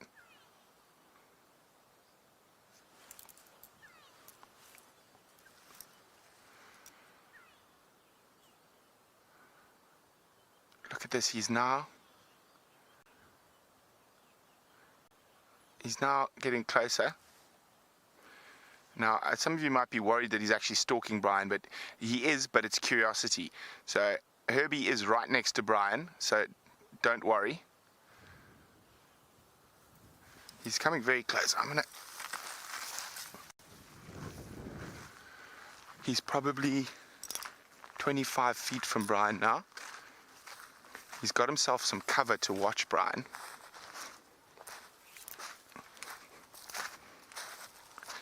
This is amazing. So we've experienced this with Shongile before, but never with Hosanna coming this close to us before. Now imagine if we just keep sitting here and he carries on and he'll go play with his sister. Wouldn't that be amazing? That will be something I've never ever seen before, is leopard cubs playing on foot. Now look at that camouflage as he's disappeared into the ground. He's about the same distance as I was from Shongile. And one must remember, so we haven't forced ourselves into his space. He's chosen to come and stay.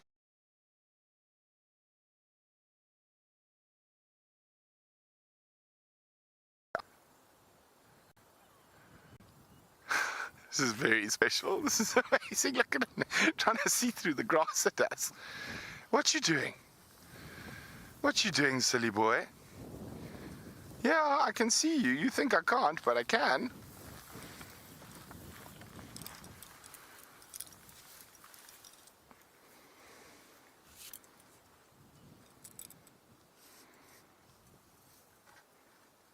Good thing we're not an impala.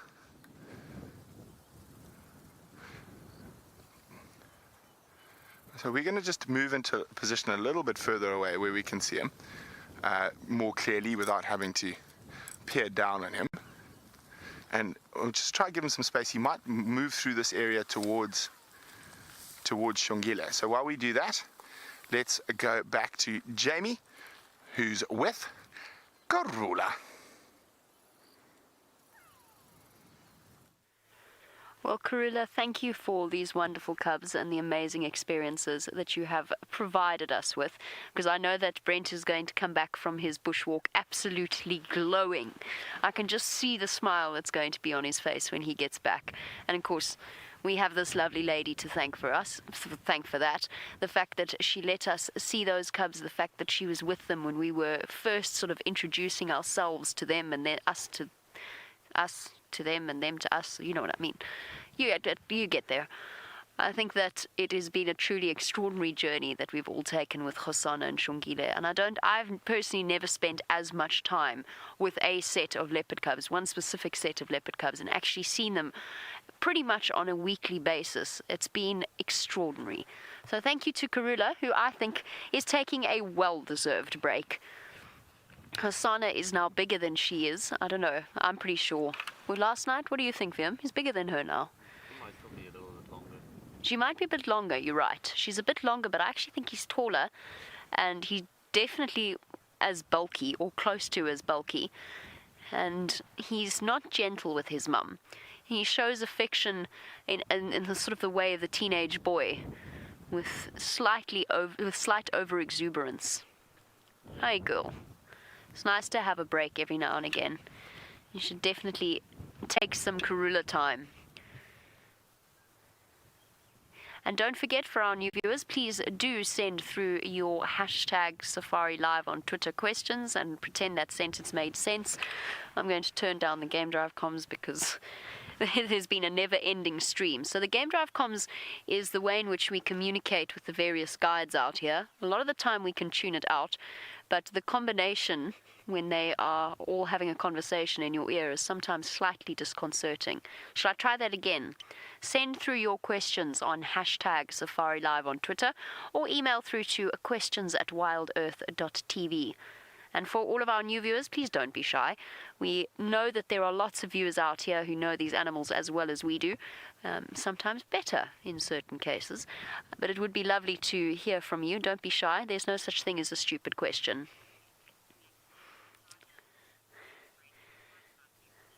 Right, let us go across and see how the Hosanna-Brent-Brian combination is working out.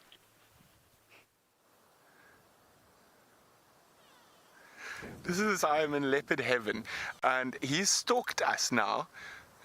Oh, sorry, I moved a little bit fast. Let me move back in. So he stalked us. He came from the other side of the dam. He's covered over 100 meters to get close to us.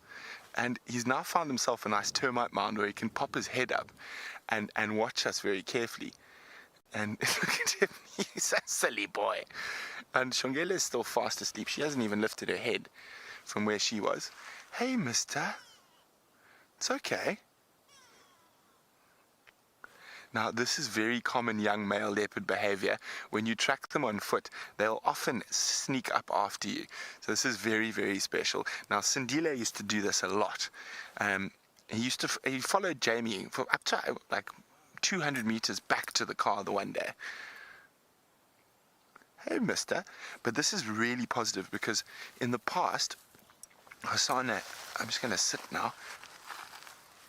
Hosanna has, where do you want me, Brian? Sorry. No.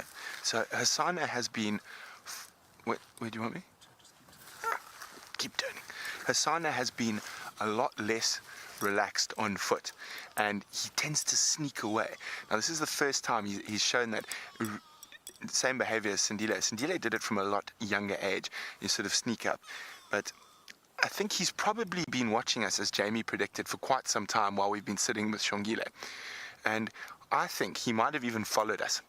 So we went on that long walk up to where he was, and now we've come back into this area, and I think he followed us back here. So this is very, very special. And as I said, it's not something that you would do normally with leopards, but we have been following these leopards since they were little sausages. I mean, I saw Hosanna and Shongile when they were a couple of hours old, completely blind. Oh, he's stalking around again. I think he's going to pop out at that next termite mound. There he is. Look at that. Look at him pop around the next corner. Look at him pop around the next corner. Look how close he's getting. What are you doing, mister? This is amazing. This is just too special for words. Now, again, I'm going to ask you for a one-word tweet. How would you feel if you were sitting on the ground being stalked by a male leopard? He's getting closer again. What are you doing, mister? So he's just come in front of the termite mound. Now watch this. Now Herbie and I are going to turn our backs. Is he moving, Brian? So normally, as soon as you turn away and stop looking, when you turn and look back at him, he stops moving again. He's now, what do you reckon, Brian? 15 meters. And Shongile is 30 meters to the left of us. Now, we've been spoiled and we've been hogging these little leopards for quite some time. And I know Andrew has just arrived behind us. He didn't know we were here. So we're probably going to maybe walk on, see what else we can find. But, or maybe we'll stay for 5 more minutes. This is just too amazing. Shongile is still sleeping. Hosanna, look at him. Yeah, I see you. Now he is going to be a magnificent male. He's already huge for his age. Well, we're going to spend a little bit more time here, and then we're going to let Andrew come in the vehicle so his guests can enjoy this incredible sighting. And we'll probably move off and go walk somewhere else. But while we do that, let's go back to Jamie, who's with Mom, who's not too bothered where she left the kids.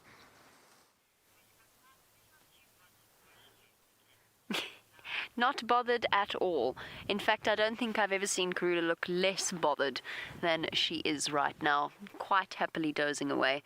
I'm trying to toss up what we should do with our afternoon. I feel like if we leave, she's going to get up and go hunting, but we could go and take over where Brent left off with the cubs and enjoy a bit of time with them. So it's a bit confusing as to what we should do. I'm still trying to decide. Now, Sylvia, you want to know, well, why do I expect a Karula to get up and go and start hunting? Because that's what Karula does, to be honest. It's just from observation and having spent many hours with her. Leopards are not strictly nocturnal. In fact, they actually hunt at any time of the day. And there is a very strong possibility, because Karula is such a dedicated mother, and she's quite a hard worker. Even with a full belly, we see her get up, leave the cubs, go off in search of the next meal relentlessly. And she has to at the moment, because her cubs are going through that teenage growth spurt. As we mentioned earlier, Hosanna is already larger than she is. So to be honest, I think that's what she's going to do. But Leopards being leopards and wildlife being wildlife, they very seldom do exactly what we expect them to do. Now, I'd say probably it's a 50-50 split. So she could spend the rest of the afternoon fast asleep in the grass. I'm not quite sure exactly what she's going to do. Suspect get up and hunt. Let's put it this way. If I continue to sit here with her, she's going to continue to sleep. If I leave, she's going to get up and go and hunt. Not because it has anything to do with my presence, it's just Murphy's Law. That will just be how it goes. In the same way I feel as though at some point we might get drenched because I took the roof off.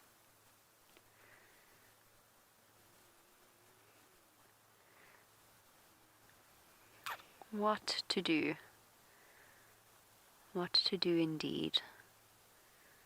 Perhaps... I don't know what Taylor's plans are for the afternoon. I don't know if she's still planning on getting all the way to Cheetah Plains or if she's going to come back at some point. Perhaps we might do a double vehicle leopard sighting, or at least have 2 different leopard sightings. I just don't want to leave her because I just have a feeling she's going to get up and then she's gone. If she moves into this vegetation, into this block to the north of us, she's going to vanish completely. It's hard enough tracking her on the roads. If she goes in here, she's going to vanish. There's no way we'll find her. There's a river system that she likes to follow that's just a little bit to the north of us. Good hunting area, lots of little antelope to be caught unawares. She just doesn't look like she wants to do anything right now, though. What to do, Beckles?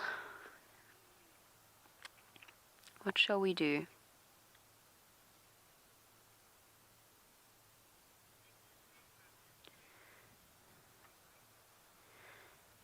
You can see her ears twitching. She's rubbed her face quite a few times just to keep the flies off that wound, which of course is exactly what she needs to do, although it would be ideal if she doesn't keep it open by rubbing it constantly.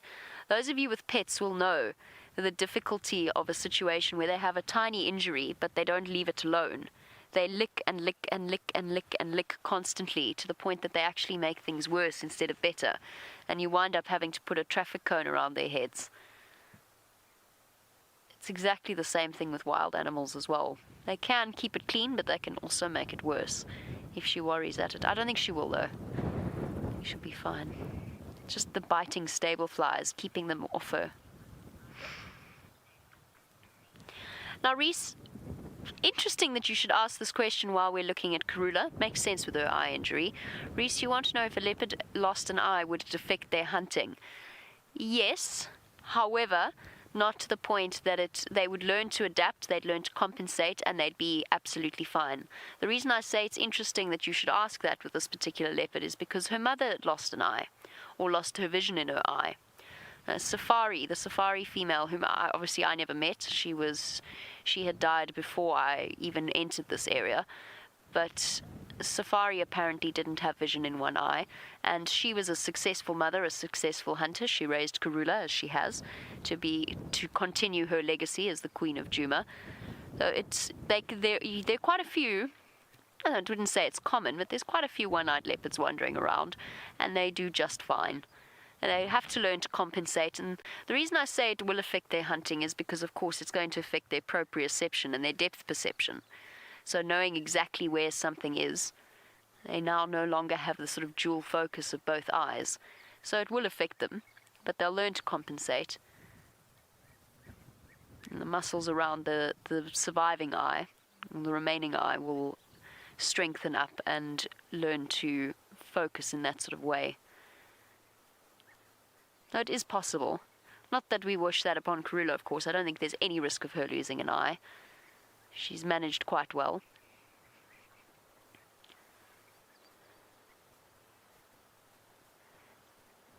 In fact, of all of her senses, I'm just thinking if there's any other grievous injuries that a leopard could continue to survive with. I don't think so. Now, you sometimes hear reports of 3-legged hyenas. That's actually quite common. But a 3-legged leopard would not be very successful. I also wonder what would happen to a leopard without a tail. I've never seen one. I've heard stories of them. I imagine, again, it would learn to compensate and survive, but that tail is so crucial in terms of balance and the way in which they position themselves contentedly on branches. What do you think, Viam? Leopard without a tail? Probably be fine. Scary. Be very scary.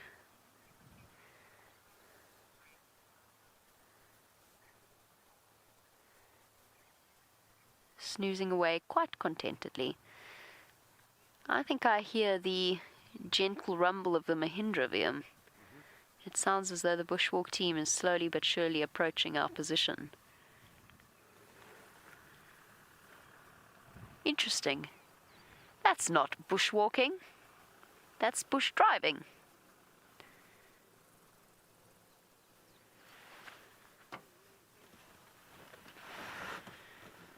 There they go.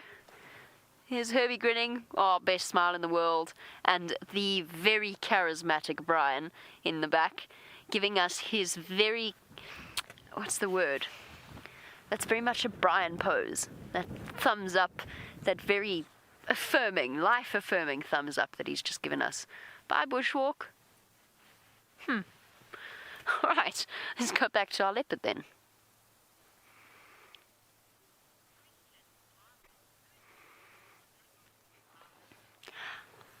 Marvin, you want to know who Karula's siblings are? Marvin, here I have to take a step back and ask all of you who know Karula so well to step in. I believe she had a brother called Matimba. I don't think he was from the same litter, though. And as to what happened to Matimba, I think he went to the north, but I'm not 100% sure. I think she had a brother called Matimba. I'm sure she had other siblings in the past. As to where they are or their exact history, I honestly am not 100% sure. So I'll send out a plea to all of you who do know and who have been following these leopards for such an extended period of time to let me know. Matimba's the only one I can think of off the top of my head. And again, I don't know. I think he was younger. Was he younger? I can't remember. I'm sorry. I did used to know that particular detail, but I don't know anything else about her other siblings. Now, Nathan, you want to know if leopards are vulnerable to other predator attacks in this area? Yes, potentially. Though the biggest threat to a leopard is a lion. It's a difficult balance to strike. Any predator out here will kill another predator if they have the opportunity. Obviously, a leopard can't kill a fully grown lion, but it could potentially kill lion cubs if it happened upon them unattended. But yes, leopards are potentially threatened by other predators. They're usually too quick for lions, but every now and again lions do catch them by surprise.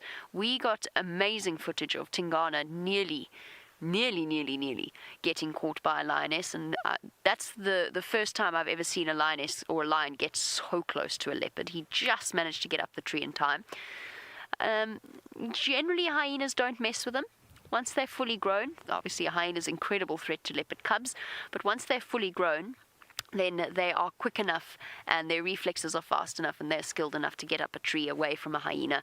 And also, to be honest, it would be a foolish hyena that picks a fight with a leopard, because they'll give as good as they get, even if a hyena is much heavier than they are.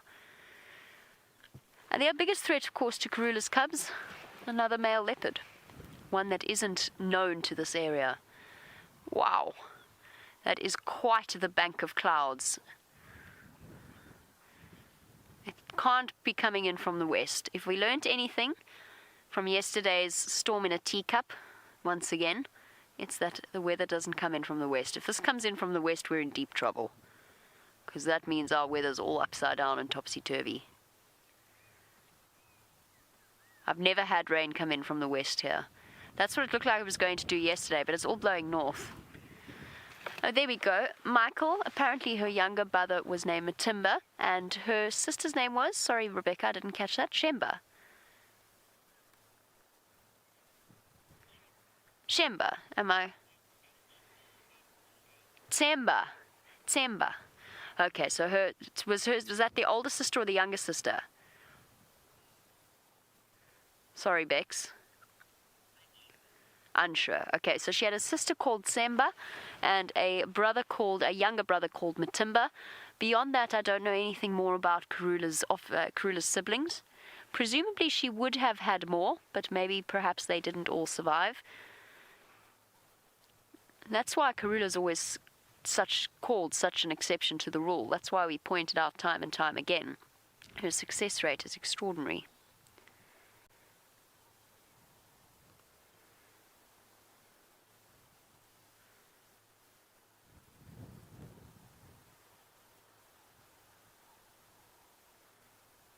There is a very ominous feeling to the air.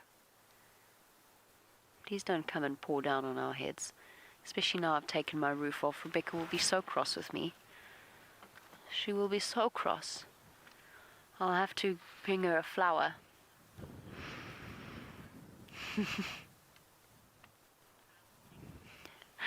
But Rebecca says she won't be cross, but she will still take the flower. Liam, she's still fast asleep. What do we do? Do we stay or do we go? Apparently Taylor's comms have disappeared. And Brent, I'm not entirely sure what's happening with Bushwalk. I assume they have some sort of a problem.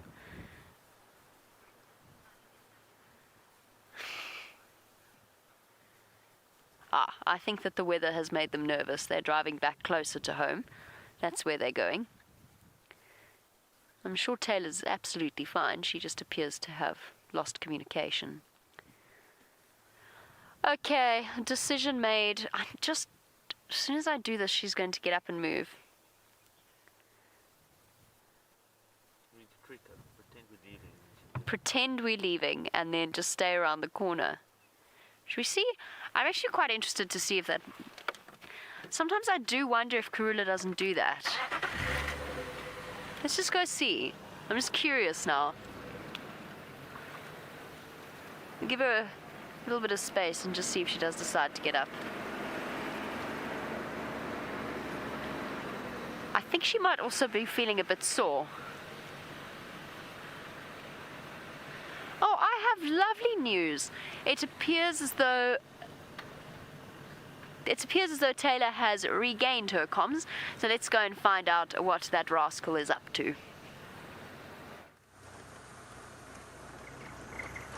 Back to the land of living it is. Well, Jamie, at the moment, I'm driving on Chitwa, very slowly, bumbling along the road, and you can see we have a friend who's just over there in the form of a guinea fowl, and we'll stop here for a moment just to watch the guinea fowl. But this guinea fowl has got either side of the road to cross onto.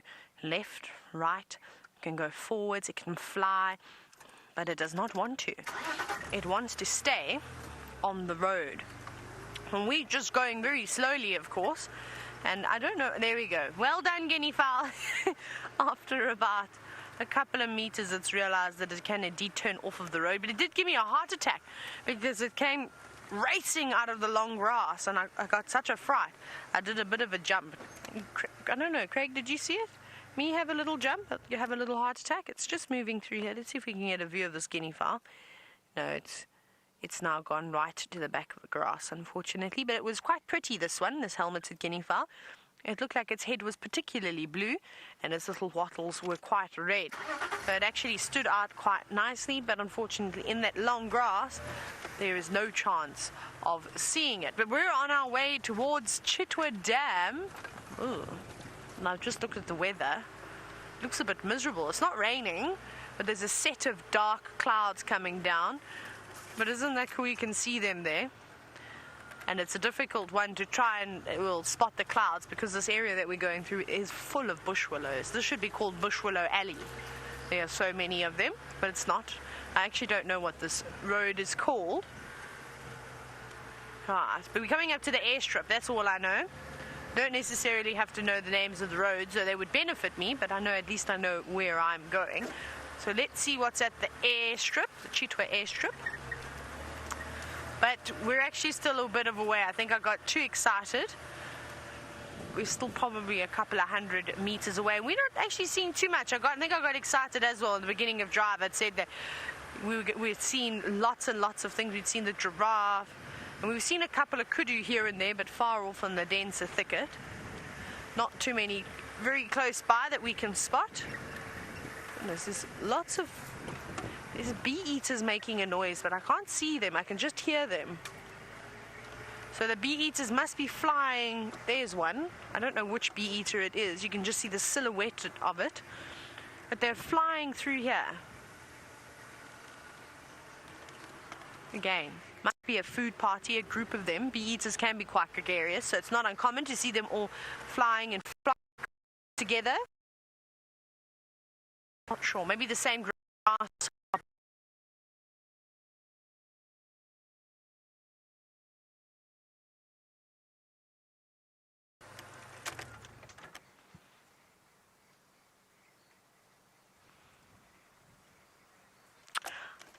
Right. It seems as though we have problems with the gremlins jumping and attacking of Wendy quite severely. So we've got to get our weaponry out to face them off. But let's go back to Brent, who's still walking around. Wasn't that amazing? Wasn't it absolutely incredible? I mean, walking across quarantine looking at flowers now seems so dull. Oh, wasn't that exhilarating? Absolutely splendid. Actually, it was so splendid I'm going to run up a termite mound.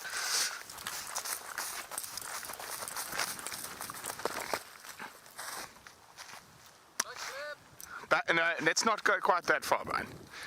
I wasn't in the circus like you. Wow, what a way to spend your afternoon, or half of it at least, being stalked by a leopard. Now, I was hoping to find some flowers out here in quarantine, but alas, the ones from the first set of rain are dead, and the ones from the second set of rain are yet to spring, except for that one, or two. So there we go. Very pretty little flowers of the Indigofera fera, an indigo dye plant. Now, I've actually been meaning to try this, so sorry, Indigofera, because I've read about it, but I've never actually tried it. So, see, the ground's nice and soft. There we go. I'm going to take those roots, I'm going to soak them in some warm water and see if the colour comes out, because that's how you make dye for baskets and clothes and stuff. So, you know what? You can't always believe everything you read in the book, so we're going to try it. Pop an Indigofera in my pocket while we stroll on. Now, they're very, very common, so there's lots of them around. They are specialists at sort of disturbed areas that have got a lot of sand, so you find them growing on the edge of roads. And the reason quarantine is a disturbed area at the moment is because of the drought. So a lot of the grass cover, it doesn't have the same grass cover it used to have. If you have a look carefully, it's quite patchy now. So it's going to take a while, but I'm sure it will recover. The bush is amazing, the way it does that. So you can see here, this is even more fascinating. See, these are also Indigoferas, but they're dead Indigoferas. So they're perennials, they don't last very, very long. Sorry, annuals. They die very quickly, not perennials, annuals. So they'll only live for a couple of weeks at a time, and then they'll die. Now, these peanut butter cassias, although exotic, have been incredibly productive when it comes to finding hohos. This one, however, doesn't have any. Well, I thought I saw a hoho, but it's the new leaf opening up. So eventually, that's going to untwirl and become like that. Isn't that incredible? Even for an exotic, bad plant, naughty plant.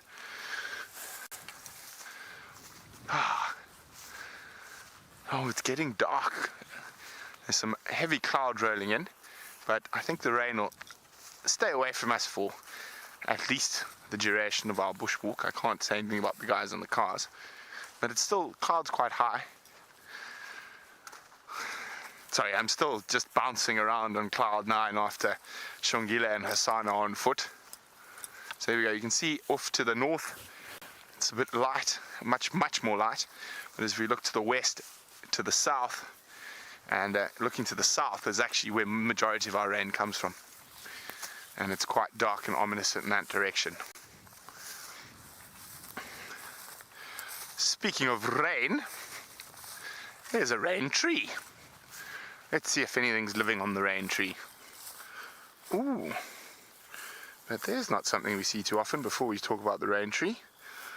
A mole! Oh. A mole is being excavated in quarantine. That's cool. That's cool. I haven't seen many much sign of mole around here. Let's see, we got anything living on the rain tree? These are one of my favorite trees from Botswana, and they grow in abundance around the Okavango, and they're very big trees, and there's a couple of reasons why they called it a rain tree, and I was really hoping we were going to find a spittlebug or two on here, but unluckily not. So spittlebugs are one of the reasons they're called the rain tree. They're tiny little insects, frog hoppers or spittlebugs. And basically what they'll do is they'll sit sort of on the stem there like that. And sometimes a tree can have an infestation of them. And they will basically drink the sap and exude a single drop of urine, which is almost pure water, at a rate of absolute knots. So sometimes when there's no rain and sunny skies, you get under a rain tree and you're, oh, it's raining. And it's just the spittle bugs peeing on you. Now, another reason they're called the rain tree is if you... This one's a bit... Let me use my stick rather. When the wind blows, they say it sounds like rain, but what do you think? I just think it sounds like rustling leaves. But there's a very important rule if you are building a house or a lodge out in the bush, and that's never build your house under a rain tree, because they fall down very easily. So they fall over easily in the wind. Now, it seems because we had to depart, I'm quite jealous now, I'm actually quite a little bit upset. We had to depart Shongile and Hosanna. Jamie has made the right call by going there, but she can only see Shongile. I wonder if Hosanna's stalking her. I hear that Brent has been dispensing words of wisdom that sound a lot like don't build your house on the sandy land. Oh, we have indeed joined Shongile, who is imitating her mum, right down to the W on her forehead. You sleepy cat. So, too much excitement for the day. Apparently Brent was wondering if perhaps Hosanna is stalking us. I hope so. Well, I think that's the only way we're going to see him. I can't find him. I absolutely can't find him. I have a feeling we're being watched once again. I was right about Brent. I have a feeling I'm right about this. But as to where... Shongile, where's your brother? Where's your brother? Oh, hold on. Brent's going to tell me where her brother is. Standing by.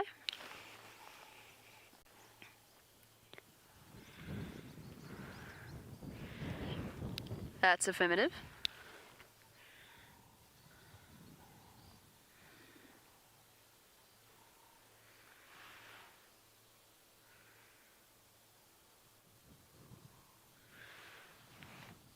Copy that, thanks, Brent. I have a confession to make. Both Vim and myself completely missed Shongile. We parked here, and we're looking everywhere for this little leopard cub until Vim very casually pointed out that she was right there in front of us. Brent says that Hosanna is on the northern side, just by the open area in the long grass. Sure, the grass is long enough to hide a little leopard. That is for certain. Let me grab my binoculars. Let me attempt to disentangle them from all of the radio paraphernalia. Let's see if we can find him. Where are you, mister? Are you doing another imitation of your mum? Puddle of spots somewhere. Where are you?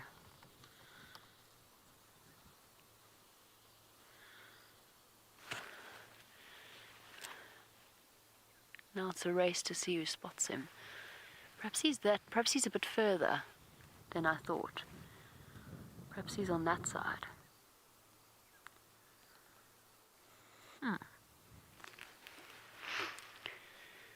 Mysterious. Deeply mysterious. Well, a leopard in the hand is worth two in the bush. I'm sure he's here somewhere. He'll make himself known to us eventually. I'm hoping in this nice cool weather he might decide to come out and play some more with Shongile. And then perhaps we'll be able to get some really lovely time spent with them, enjoying each other's company. What a contented leopard cub. She must feel quite safe, actually. The dam wall at her back, water below her. Nothing is going to come creeping up on her without making a significant amount of noise.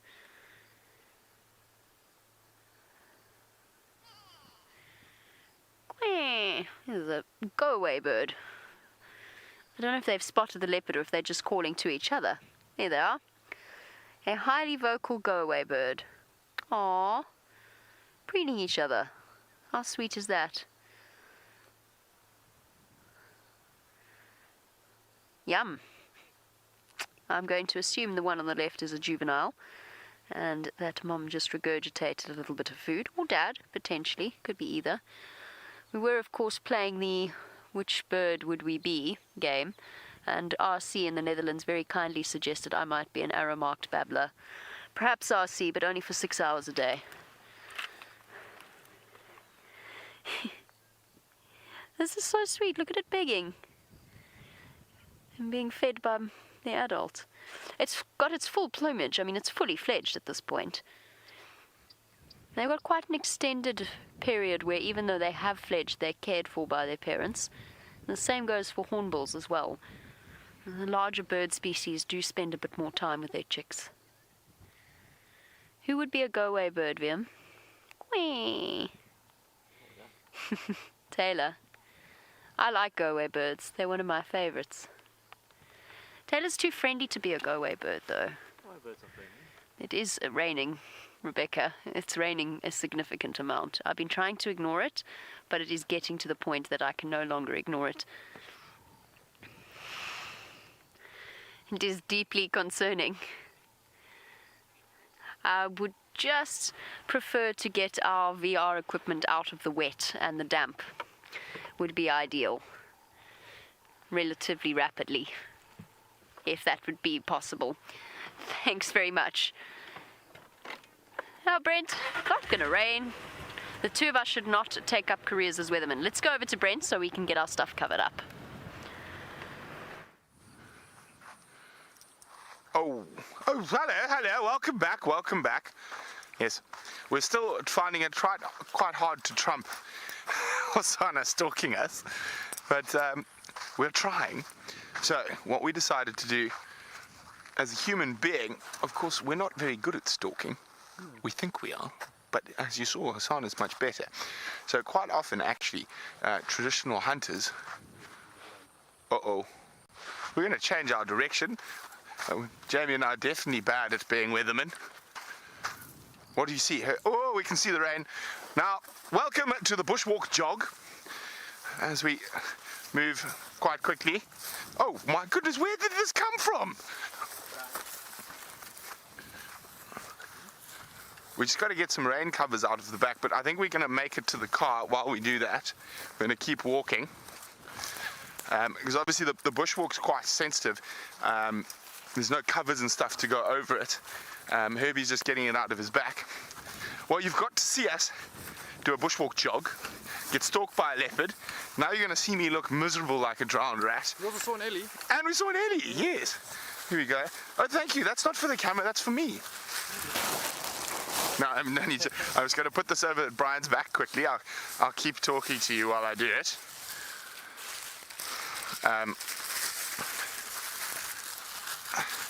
So obviously the bushwalk backpack's quite open at the back because stuff can get hot. So we're just going to tuck it in before the harder rain gets here. Oh dear, I don't want to. I nearly accidentally switched it off. That would have been bad. Okay, that'll do. That'll make us survive. I think it's going to blow over. I don't know. Herbie, what do you think? It's going to blow over, or is it coming now? It's coming. Well, you've just seen us deal with rain covers, so let's go quickly to Jamie, who's doing the same. Battening down the hatches and making sure that all of our equipment is safe and sound. Oh dear, Viam. This afternoon has not gone our way in terms of choices. You will see a gentleman in the front. His name is Rollo. Am I pronouncing that right? You are. I am, yes. Rollo is one member of a 3-person team that is responsible for the vast amount of equipment that sits on front of the vehicle in the form of the VR rig. So that was what that big ball was, and that is to provide 360-degree videos, you know, the kind that you can put into those, what do you call those, virtual reality headsets. You can look all around. Yes. That is Rollo, and he is busy covering everything up. And we'll do a proper introduction in a moment once we've made sure that everything is spick and span. Go away, weather. You only had an hour more to go. I had visions of a VR with leopard cubs playing around us, Shungile lying in front of the vehicle. Now if we tried to do a VR, it would just be a black plastic blur, which I don't think is going to work terribly well. Where are you from, Rollo? From England. From England. Dorset. From Dorset. I like Dorset. It's very pretty. It is beautiful. It is Not beautiful. as good as Louis here. Yeah. No, look, you'd have to try hard to top this. You would definitely have to try hard. Rebecca would like you to speak in the Dorset accent. You'll have to do it into my microphone. Down in Dorset, Down in Dorset. on our tractors. Love it. I love a West Country accent. The trackers. Okay, I'm not very good at it, but I do enjoy it. I'm good to go. Yep. You good to go, Vim? I'm good to go too. Rusty, however, is not.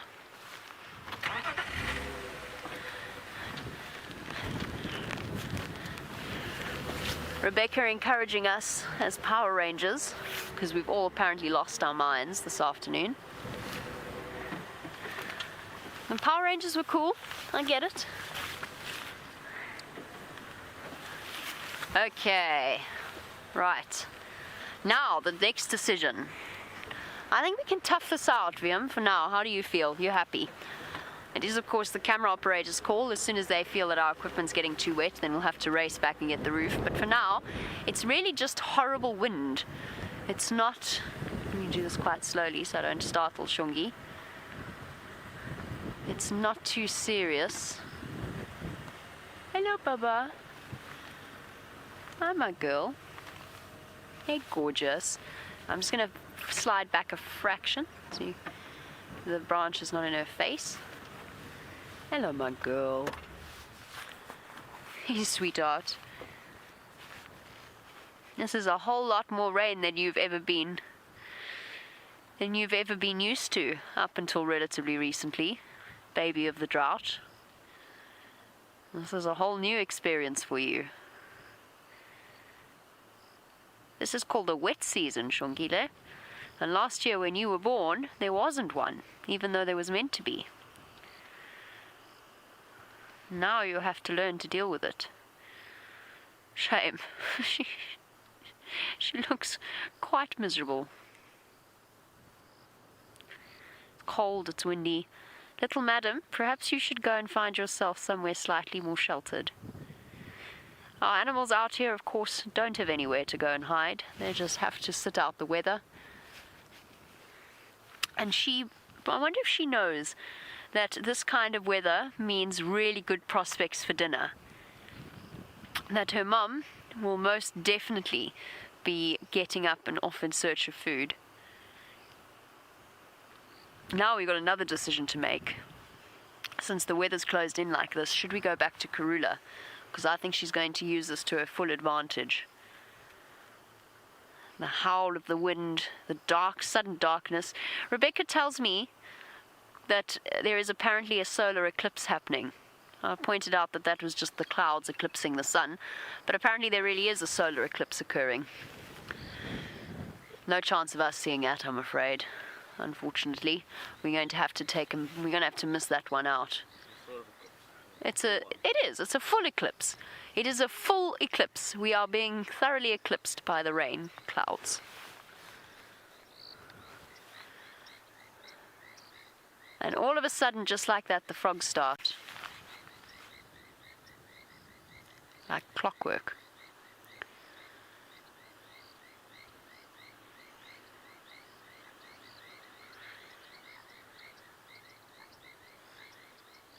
You can hear an olive toad croaking in the background. Painted reed frogs.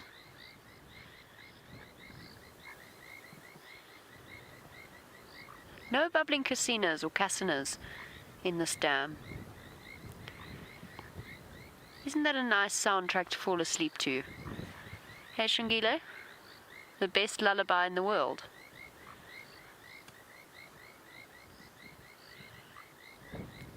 Her eyes are almost exactly the same color as her mother's now.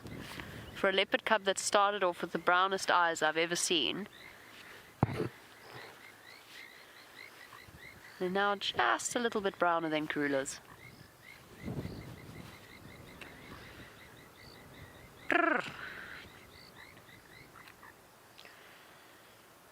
Okay. What should we do? Go back to Karula?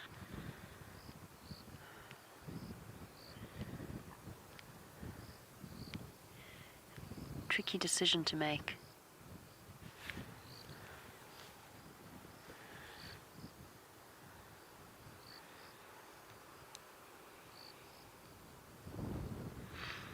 Oof. Sudden howling wind.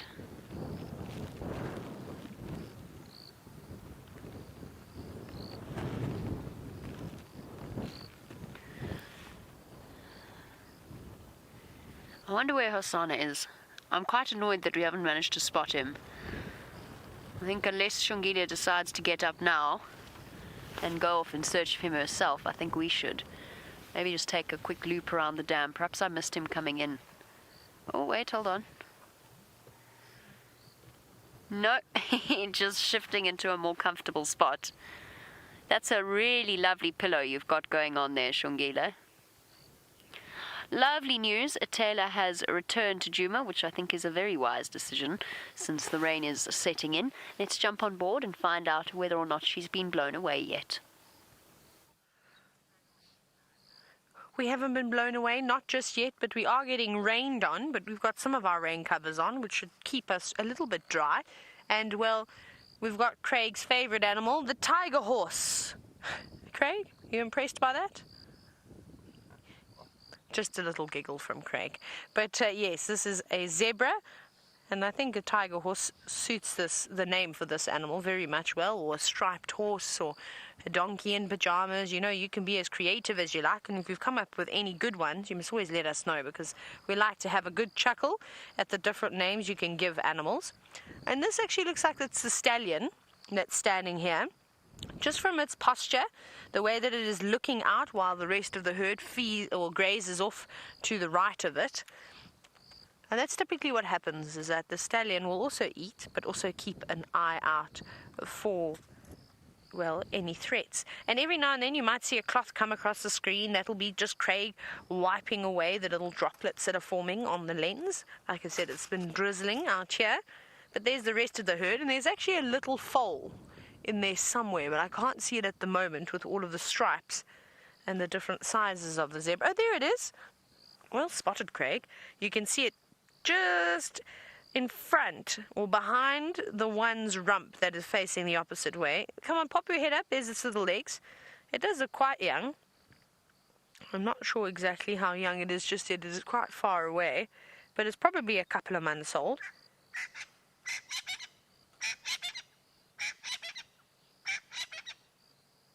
Oi, who's that shouting out about? Sounds like it's, I don't know if it was a crested or if it was a Natal spurfowl making all of that ruckus, but one of them is shouting in here. Though the zebra don't seem to be too bothered by that. They're just carrying on with their day, or with their afternoon. Now, I don't know if they're going to go and perhaps sit down somewhere and keep out of this bad weather, especially because it's definitely on its way. But I think it's only going to hit us properly a little bit later this evening. I think we'll be okay for now. But I suppose it's a good spot to graze. There's quite a lot of shelter around here, lots and lots of shrubs. So there's plenty of space for them to go. But there's the stallion. Look how big he is. He's got a very thick neck, lovely built shoulders, and a fantastic hindquarter on him. And it is difficult to tell the difference between mares and stallions. But you sort of get used to it. And there we go. You can see the bits that make him a boy. But if you can't see that, if you just think of horses, just look at what a stallion would look like. Extra shiny coat, and like I just described earlier, the thick neck, all the muscles on the shoulder, and then the muscles on the rump. Now, Braden, you've asked if zebra are ruminants, and the answer to that is actually no. Unlike the rest of the antelope species, which are ruminants, including the giraffe that we saw earlier, zebras are not. They've got a very simple digestive system, so it's not as good as a ruminant is.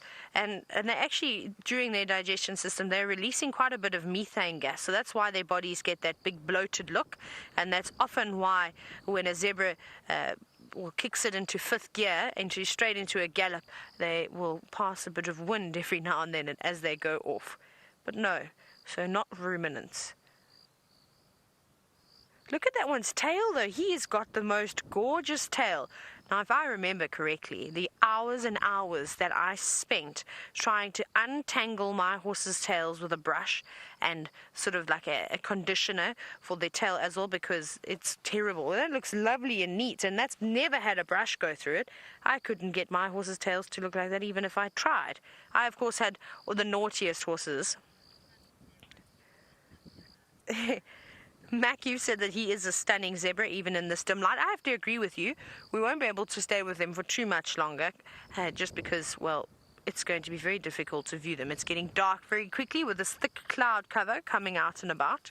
But he's just, everything about him is wonderful. Big, beautiful ears, lovely mane. Excuse me. Now, Red Fire, you're wondering if it is true that a zebra's pattern is like a fingerprints and it is unique. That is indeed correct. That's 100% correct. So there's no two stripes, two same patterns to any zebra. And what they do in zoos or in breeding centers to try and form ID kits of the various zebras is that let's find one that is going to face sideways. Craig, can you see that mare that's got quite a belly on her? She's got her body turned sideways to us. If you go a little bit to the right, a little bit more, there we go. And then if we can have a look at her front left shoulder, you see that there's a triangle of stripes forming on the front left shoulder. So they'll take that, they'll sort of take a picture of that particular marking, and that's what they will use in order to identify the various zebras. If they're doing research or if it's a breeding program, whatever it may be, that is what they will use. But how cool is that? Isn't this such a lovely herd? I can't believe they stay clean.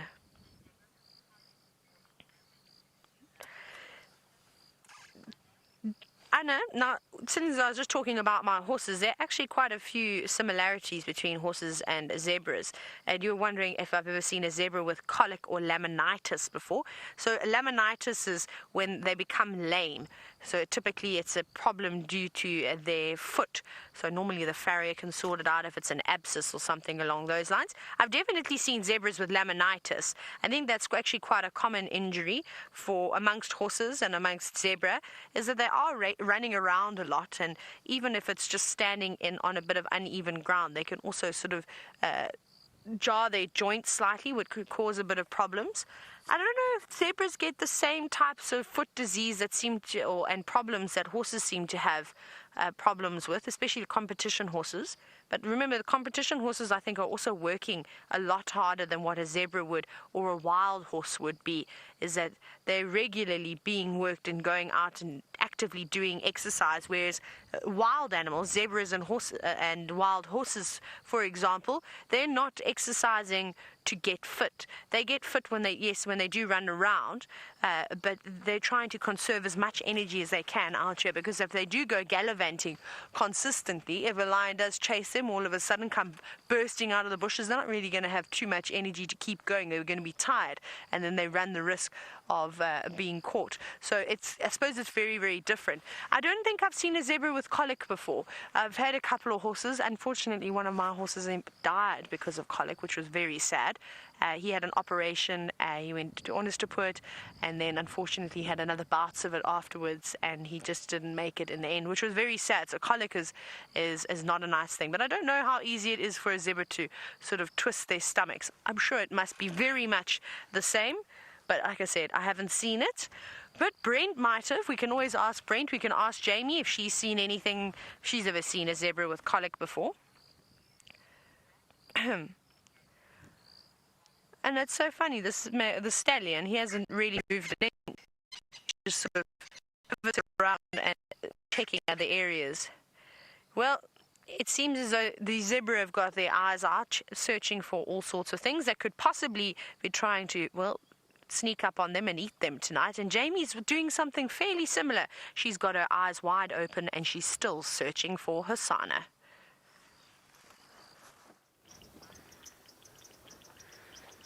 Eyes wide open, just like Shungile, who appears to be waking up. She's shuffled around a little bit. So I went to go and have a look for Hosanna, and I think he's just taken himself off on a little stroll, because Andrew was here just a few minutes before I got here, and he said he had both cubs. So I think he's just gone on a little wander, as they are wont to do every now and again. I'm not too concerned. I'm sure he's around. Perhaps went to go wander off, hoping that Mom had brought back some dinner for him. Are you exhausted, Shungile? It's been a long, busy day. I'm glad that the cubs are much older now, that the hyenas have returned, because this wouldn't have been the best place for them to settle if they were a little bit younger. Oh, big yawn. Throw in a couple of licks and perhaps another big yawn and she might actually get up. Big cats often do that before they start to move. But they are so close to the hyena den, and there's been so much hyena activity around this waterhole, that I'm very, very glad. I'm no longer worried about them and hyenas. I think they understand now. They know exactly what hyenas are all about. They know exactly how to handle it. But I'm glad that they are a bit older. Another big yawn, So what I'm doing, because they are now old enough for the use of the spotlight, I'm not shining it directly at her. So I'm actually bouncing it off the ground so that the light reflects back towards her rather than shining straight into her face. Now you can illuminate all nocturnal creatures with spotlights, but we try and do so as carefully and as ethically as possible. They've got that reflective layer at the back of their eyes that allows them to cope with it. It doesn't dazzle them or disorient them, but it's just good manners, really. Big yawn. Look how big your teeth have got, madam.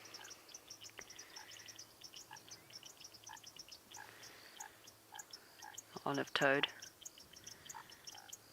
No, it's not olive toad, I'm sorry. I'm talking nonsense. It's a foam nest frog. It is a foam nest tree frog that's calling like that.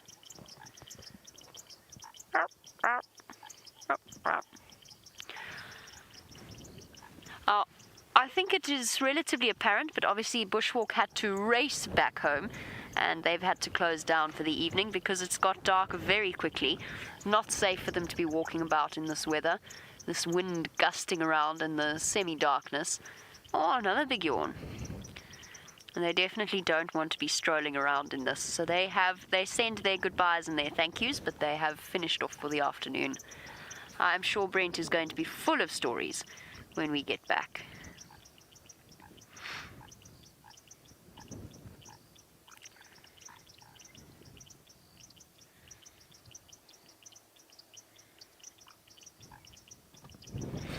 Oh, it's interesting that the Karulas left them at this dam a lot, regularly. We've left them here in the evening and we've come back first thing in the morning and they've still been lying around here. This is obviously a very familiar, very comfortable place to them. It doesn't seem to bother them that they are right out in the open. And actually being at this waterhole isn't too much of a danger right now because the place is so full of puddles that there's very little that's actually coming to drink here. Even a pride of lions strolling through would probably have stopped and had a drink at various puddles along the way. So it's a good spot. Yes, that's it. Get rid of all the ticks. You can't beat yourself with a weeping wattle in the same way we can.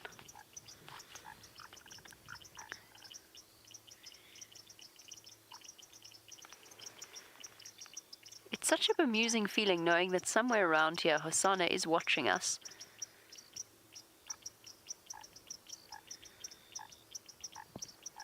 Keeping an eye on his sister. He's probably going to pop out unexpectedly and pounce on her.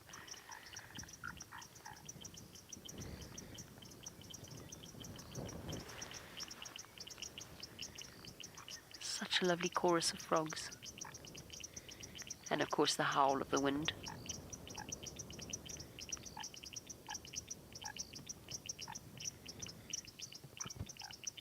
Alright, I'm just going to take the spotlight off her for a little bit. I just want to do a check around the area.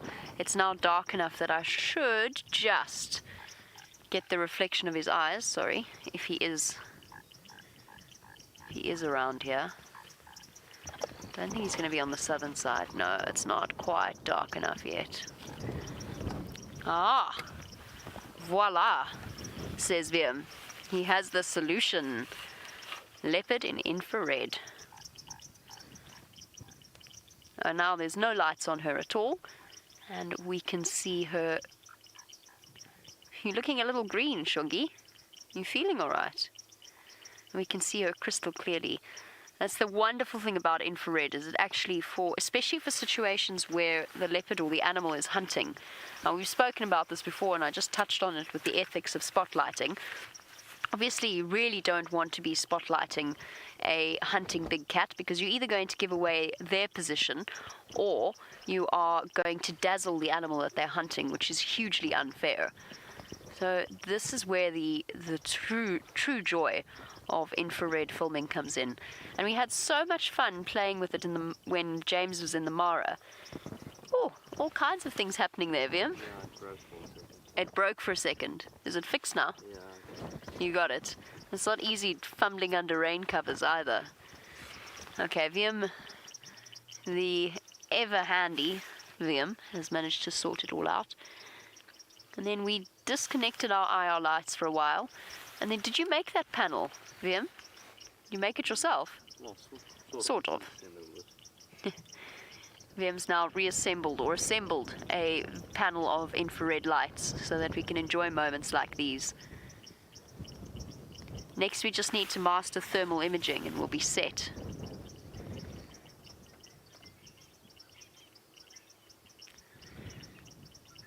I wonder if this is what it's like to see. No, I suppose it's not. That's a silly thing to say. I was going to say to see like a leopard does in the dark. Dave and I had such a magical experience sitting in complete pitch blackness. And we were watching the Nkuhuma Pride and they all started to roar all around us.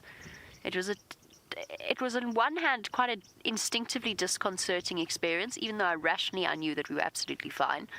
It was also really, truly special, especially when all of the cubs started joining in and roaring with them. We had some special moments during the week that James was in Mara. I know he did as well. Exciting things to come, everybody. I hope you're all as excited as we are.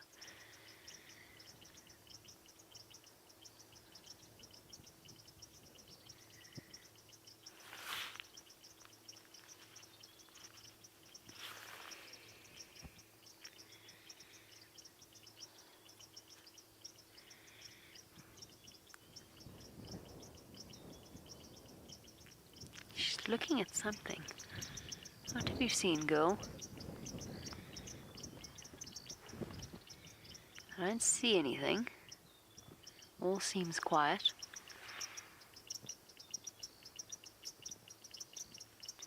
You've got big as well, Madam. She's actually grown a lot.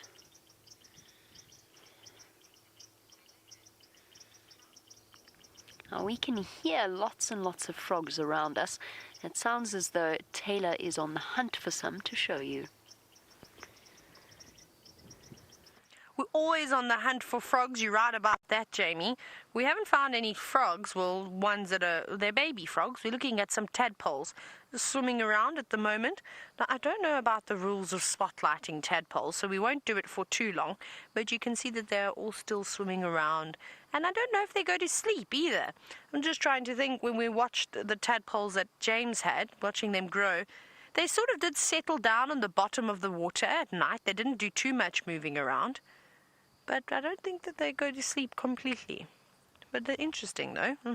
Well, no big frogs. I was hoping we were going to find a few sand frogs, maybe a foam nest frog lurking up on one of these bushes. But sadly, nothing in this little pan. They've still got a good time of growing, a good few weeks before they even get their legs. And I think that those tadpoles are from the bullfrogs, because if you remember, we'd seen them fighting about, and then they laid with the eggs. We also saw lots of their eggs. They are quite small, the ones looking So I suspect that they are the tadpoles from the bullfrogs, the African bullfrogs. But whether all of them will survive, I'm not sure. It's a hard, tough life for tadpoles with lots of things trying to eat them all of the time. But they've got quite a bit of cover there. It was actually quite a nice spot. Oh, I just caught an insect with my eye. That's nice. Let me take it out. And now we have a squeak. Why are we squeaking, Wendy? No, we can't go anywhere. We are squeaking. I have an insect in my eye, which I'm trying to remove. Yes, my eyelashes have not got it anymore. I don't know why we're squeaking. It's a very good question. Let me reverse. Let's see if reversing helps the squeakiness. We don't really squeak when we're in reverse, but we squeak when we go forward. That's no good. Okay, let's see if it goes out. It might just be a little bit of dust. I think it's stopped now. Yes. Yes, it's obviously not anything too serious. I think it's probably just a bit of dust or mud that's got stuck in something that's making it creak, maybe in between the brakes, and that's why it was making that noise. But we're all sorted now. Squeak's gone, bug is out of my eye. We can continue the search for anything that wants to reveal itself this afternoon. Now my eye is itchy. Oh my goodness. We'll have to put some eye drops in it in a moment. That's the only problem, is that when these little insects get squashed in your eye, is sometimes as a defense mechanism, as you know, a lot of them have just very small amounts, like a chemical defense of various things. And often when you get an insect in your eye, it's always itchy afterwards. Right, so we're searching for all sorts of goodies. Check this termite mound. Let's see if there's anything happening around here. Nope. No solifuge out trying to catch termites. You can see there. Nothing out and about. All the chimneys are closed up nice and tight. It seems as though the termites have retired on this chilly evening. I suppose it's not actually just a chilly evening. We've had a chilly couple of days. So it's probably been given them some time to prepare and close up all of their tunnels. But normally on nice warm nights, you can actually see them gathering at the entrance of the chimneys, and then they normally go out and search for food. But then that's when you see things like their solifuge out, checking all the little crevices to see if it can get its tasty snack. Termites are one of the solifuge's favorite things to munch on. And then you see lots of other things around here too. Remember the other night, just before the show ended, Brent had hyenas eating the alates that were being released from the mounds, but I think that is all done. But look at these big mushrooms. You can see that one down there, Craig? There are lots of them growing around. There's lots of them growing up near the termite mounds too. That one actually looks like it's been eaten. Somebody's taken a munch out of that. I wonder if it wasn't maybe a snail or something that was feeding there. It could be a number of different things. And this is also what the termites are growing. So often you see these explosions of fungi around the termite mounds, and that's these large fungus growing termites that are working hard and growing all of them. You typically see mushrooms coming out after a thunderstorm.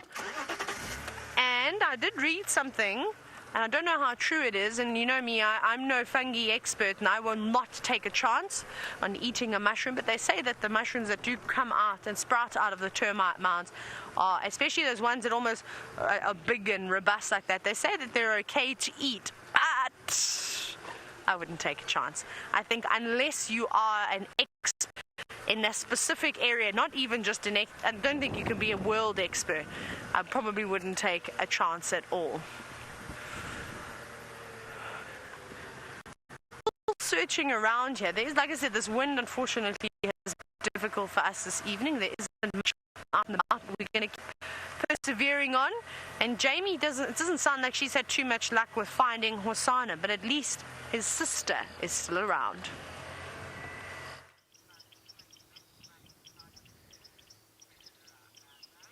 Indeed, Taylor. At least Shungile is still around for us to look at her, even if she has now tucked herself into an even tighter ball, giving us this amazing view into her inner ear. I'm completely with Taylor. You don't wouldn't want to eat any mushrooms out here. I just don't feel fully qualified enough to know for absolute certainty that they're not likely to kill me. Shongile is happily dozing. Obviously, it probably is relatively self-evident. Fast asleep. And unless she shows signs in the next few minutes of popping her head up and getting up, I might leave her and go and see whether or not Karula's in the same place. Look at that. See the way that ear's moving? Even though she's asleep, his ears still somewhere subconsciously registering sounds around her, making sure that there's nothing creeping up on her, which of course in due course will save her life. She's also got a horrible fat tick behind her ear, I noticed. Mom will have to pull that off for you later, Shongile. Or perhaps ask Hosanna nicely. It was just at the top there, Wiem. I saw it. I can't see it anymore. She's moved her ear position. Difficult when you don't have fingers and thumbs to get to all those hard-to-reach places. I mentioned hyenas, and I heard a hyena whooping not too far away from us. They do regularly like to walk this path, so I'm keeping a close eye out. Even though we don't have a spotlight on Shongile, I've got it in hand in case I need to check around us. And I'm going to just keep regularly doing that, just in case Hosanna pops up.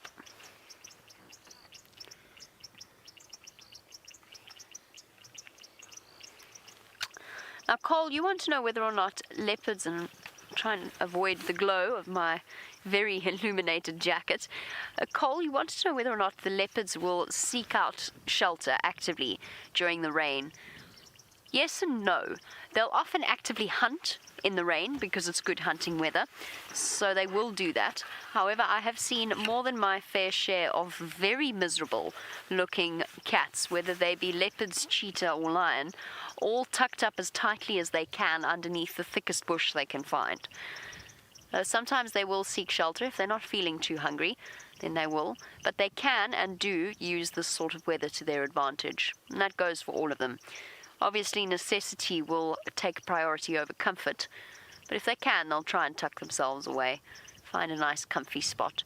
And I imagine that Shongile now, if the heavens were to open and drench us all, she might perhaps decide to move somewhere a bit more sheltered. It might start to get very cold as well. She's already found herself a good place on the dam wall.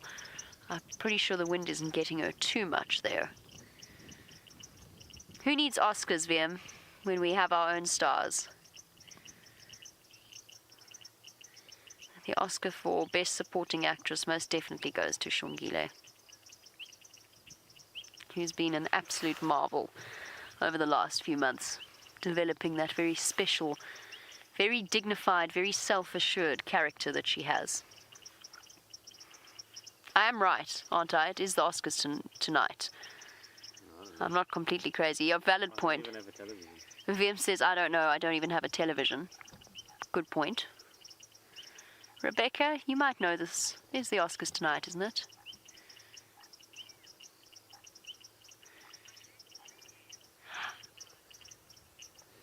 Rebecca says she doesn't have a TV either. I'm pretty sure the Oscars is tonight. You've got a TV, Jamie. You should know. Do you think I spend much time watching that TV? What do you think in that house? Especially during over the weekend with the rugby on. There we go. I'm back to normal. I can't actually look back there, otherwise my eyeballs might explode. I just had to wait for... Sorry, Rebecca, but there was no option there. Here we go. Let me not block Shongile here. Let me turn this way so I don't block her. I don't know. I think it's the Oscars. Oh, all right. Sorry, Rebecca. Can we do this? This is awkward.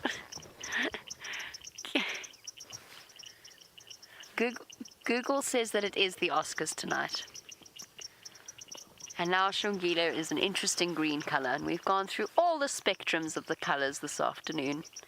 Mostly grey, and a little bit of green thrown in, and a bit of gold for the leopards.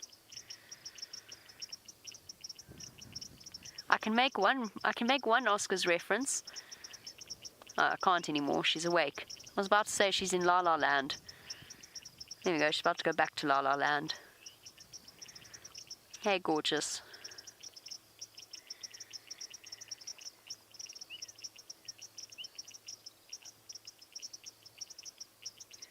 Very peaceful way to spend an evening.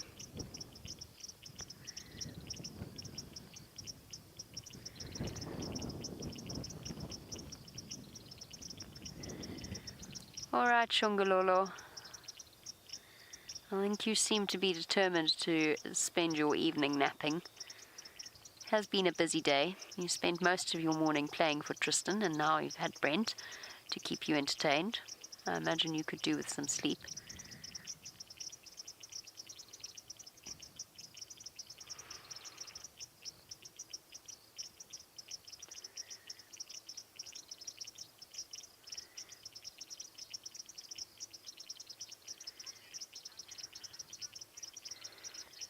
Anna says she is so beautiful.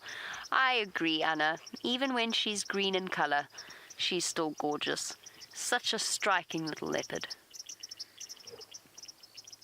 You can't help but wonder when you spend as much time as we do, and I'm sure you all feel the same. You can't help but let your mind wander to what's going to happen to Shongile. How big is she going to get? Where is she going to end up? What's she going to get up to?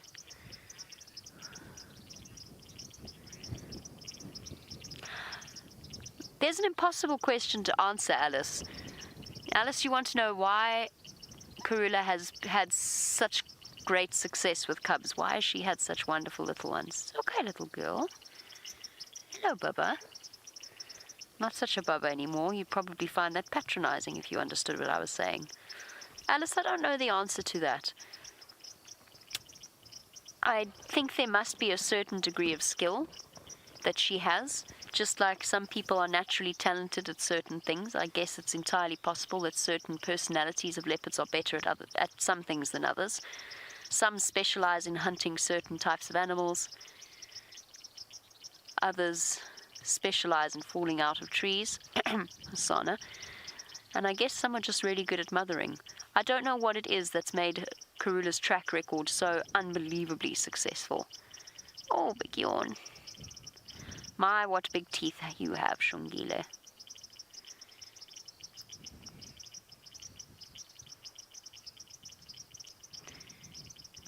She looks like she's wide awake now. I'll just check and see if she's heard something that I haven't. Don't see anything. What's there? Hey, girl? She is beautiful, but she does every now and again have such a lost expression on her face.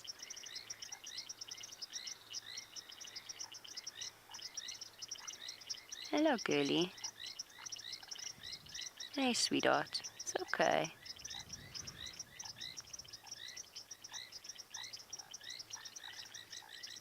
Oh. Okay. Right in front of the vehicle. What you doing, you silly girl? Well, here we stay, ladies and gentlemen, until Madame Shongile decides to move, because if I start the vehicle now, she's going to jump out of her skin. That little tail. Shh. Oops, sorry. She really is the most confiding leopard I have ever encountered. I'm going to sit patiently here, for Shongile has removed all other options. Let's go and find out where Taylor is. You can't see anything at the moment, but you might be able to listen and hear the impala moving around. And you can sort of just see them. But it's very, very light. Not very light, it's very dark, because I've had to switch off all of my lights because these animals aren't, well, the greatest friends with a spotlight, so we shall leave them in peace. Good night, guys. And I wish you could see what they're doing. I'll just keep driving for the moment, but they're basically all grooming each other. It's actually really sweet. Little ones all up, standing next to mom, giving little nibbles, combing their funny-looking teeth through the hair, getting all the ticks and things are out and about. Though I think Brett managed to collect most of the ticks out here, so the impala should be happy about that. Maybe not the oxpeckers because he's now stolen their food. But they've all come out onto quarantine. Oh, okay, I'll get to that question now. But all those impala and that one wildebeest have come out onto quarantine just so that they can see a bit better. It's very overcast this evening. Now, Tony, speaking of those parasites that love to suck the blood from the various mammals, is that you were asking if all tick species bury their heads in their prey. Sure. Well, every time I've ever had to pull a tick off of my own body and off of my dog's, it's always been an absolute nightmare. Let's go the scenic way around, and we can put the lights back on now. It's always been a nightmare because the species of ticks that I've seemed to have removed from them all seem to bury their heads, so you've got to do it nice and gently and make sure that the head doesn't get stuck behind. You know, so either smothering them in what do you call it again? What do we call it? The petroleum jelly. Vaseline is the word that I would use, but petroleum jelly you could use as well. So you do that, or you could burn them if you're brave enough. If it's a big enough tick, a lighter works very well, or a match. That normally makes them let go, and then you can remove them safely. So I would say I'm fairly confident saying most of them do, because I can't imagine if they don't that they'd have a very good grip. Though pepper ticks are so tiny, whether they're able to do that, I'm not uncertain, because pepper ticks are actually quite easy to get off of you, but the problem is trying to spot them because they blend in. Well, in my case, they blend into my freckles, and then I can't tell what is what. So that's probably the hardest part, but you can sort of scrape those ticks off and they come off in one go. And I'd love to actually have a look at a pepper tick under a microscope. That would be, I think, quite nice to see what they actually look up close, because the other ticks are so big you can see their mouth parts, and you've seen how beautiful the bont tick, the one that's got the sort of the blues and yellows on it, how lovely they look under the microscope. But a pepper tick that is the size of a pinhead, well, that would be interesting to see. They're so soft bodies, so they're not as robust. But yeah, that's actually quite interesting, and that's what I'm thoroughly enjoying most about safariLIVE, is the different types of questions that you get asked. Because I suppose as you start watching this show for years and years, you want to know more, where the typical questions that we're normally asked as guides. We're actually chatting about this today, how great it is that we are able to go into so much more detail out here about animal behavior.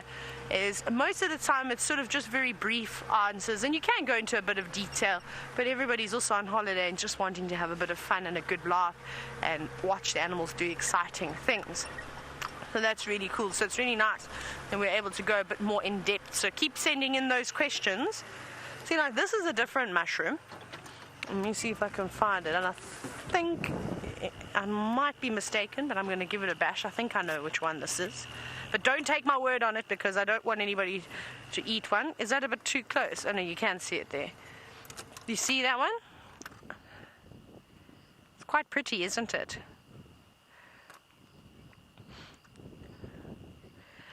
Now this looks like an ink cap. Or not an ink cap, a death cap mushroom. They normally also grow near termite mounds. They sort of look like this, but you can have a look and maybe pop it into the interweb and have a look. Actually, I might have something in my book, but to try and find it, oh wow. Okay, I'm going to have a look for the pictures of the fungi in my book, but go across Shongile's hunting.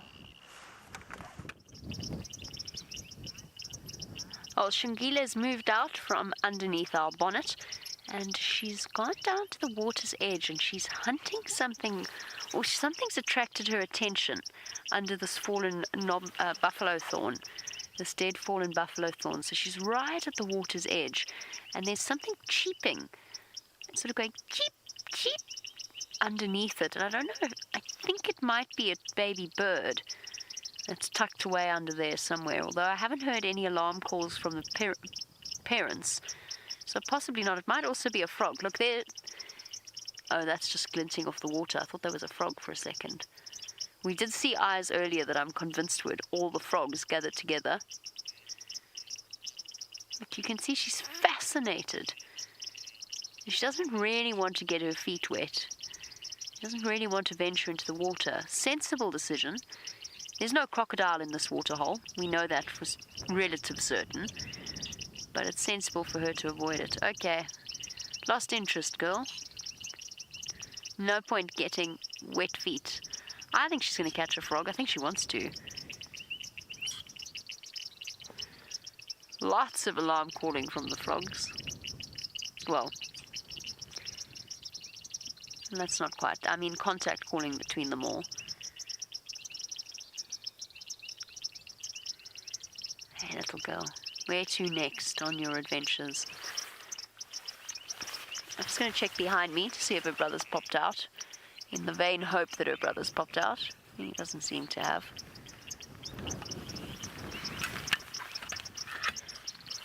Wow, Vim, that is an impressive infrared light.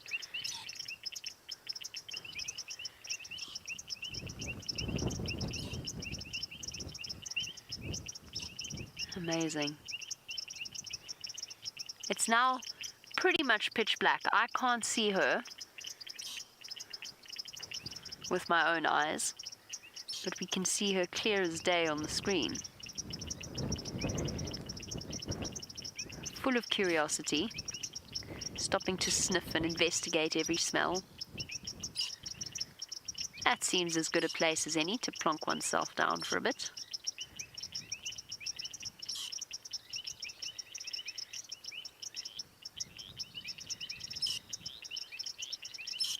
Tail twitching. You don't want to eat a frog, Shongile. It won't be a very satisfying or delicious meal at all. Oh, hold on. How amazing is that? She's calling.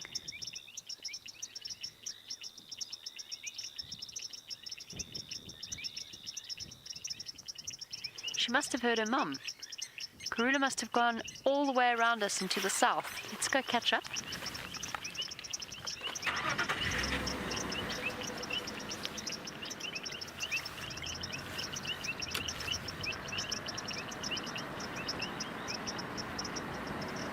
Where is she?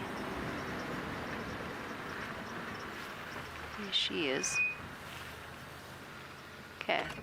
I'll switch off my vehicle so that she can hear Mom if she... I'm going to switch the light off as well. You can just sit without the spotlight. Let's see if she continues to call. Just want to make sure that she can hear Mom's response. It is quite a windy night. Bless you! Oh, that was the cutest sneeze ever. Don't worry, Shungi. I've had allergies too recently.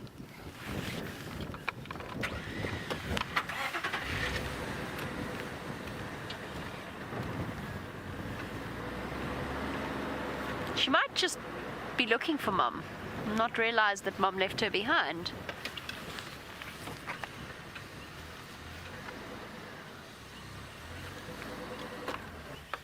Alright, I'm going to stick with her, but let's go over to Taylor, who got interrupted in the middle of a tale.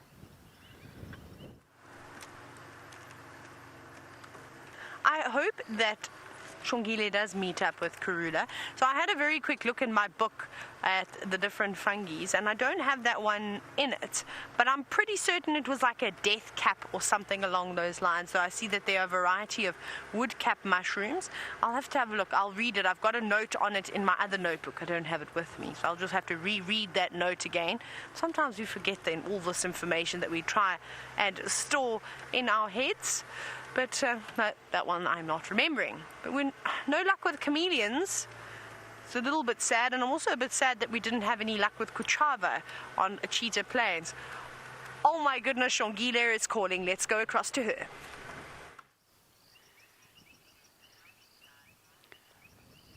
I have to tell you, I don't think Shongile realized that Karula had left at all.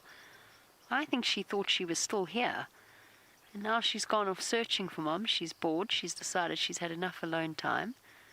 And now Mum's not here. Mum's left her all alone. Hasana's gone for a walk.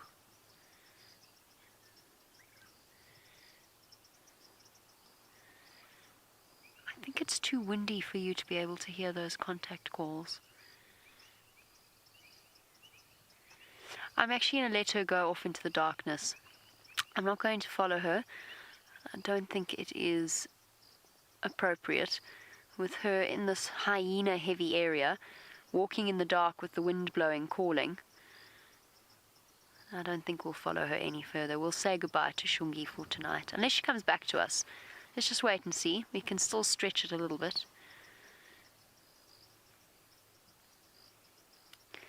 But I'm not going to follow her off-road at night. All right, sweetheart. Your mum will come back. Don't worry. She always does. And now we're going to switch back to regular light.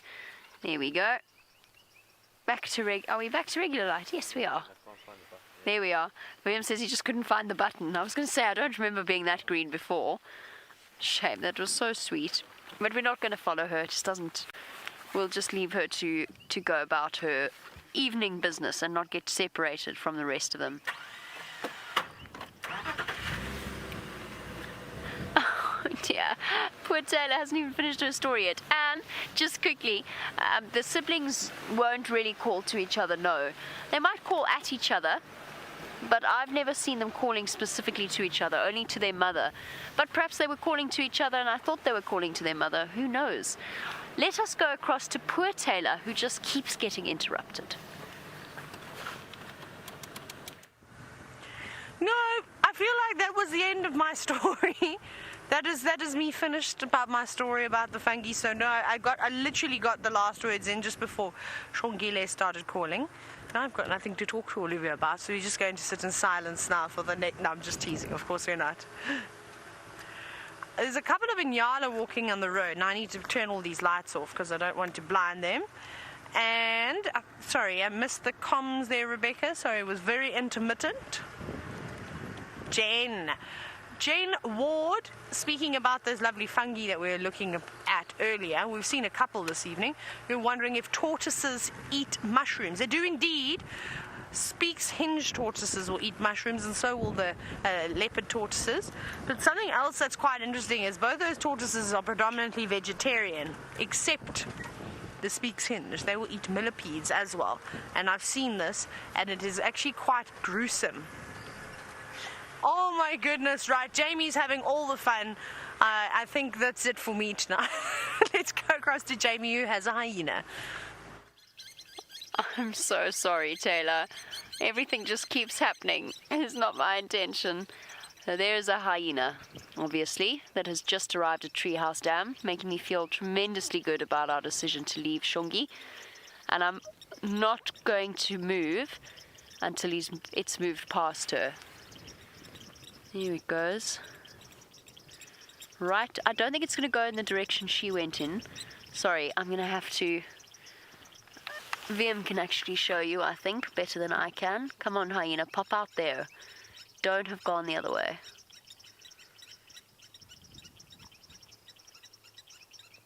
Okay. Alright. Obviously, we're not going to follow. We're going to keep silent in our vehicle. Is that it there? I can't see it. No. Alright. Well, this is a mystery that shall have to play out tomorrow. Well, we'll have to unravel tomorrow as to what exactly occurs. However, it is time for us to say our farewells. We might do it in a funny colour every now and again. It has been wonderful having you on board. Don't stress too much about Shongile. She knows what's going on. She'll be absolutely fine. What have we got now? Oh, you're joking. Thank you, everybody. Thank you to Viam. Thank you to Rebecca and Megan in Final Control. It's been marvellous having you on board. We'll catch you tomorrow for the sunrise safari.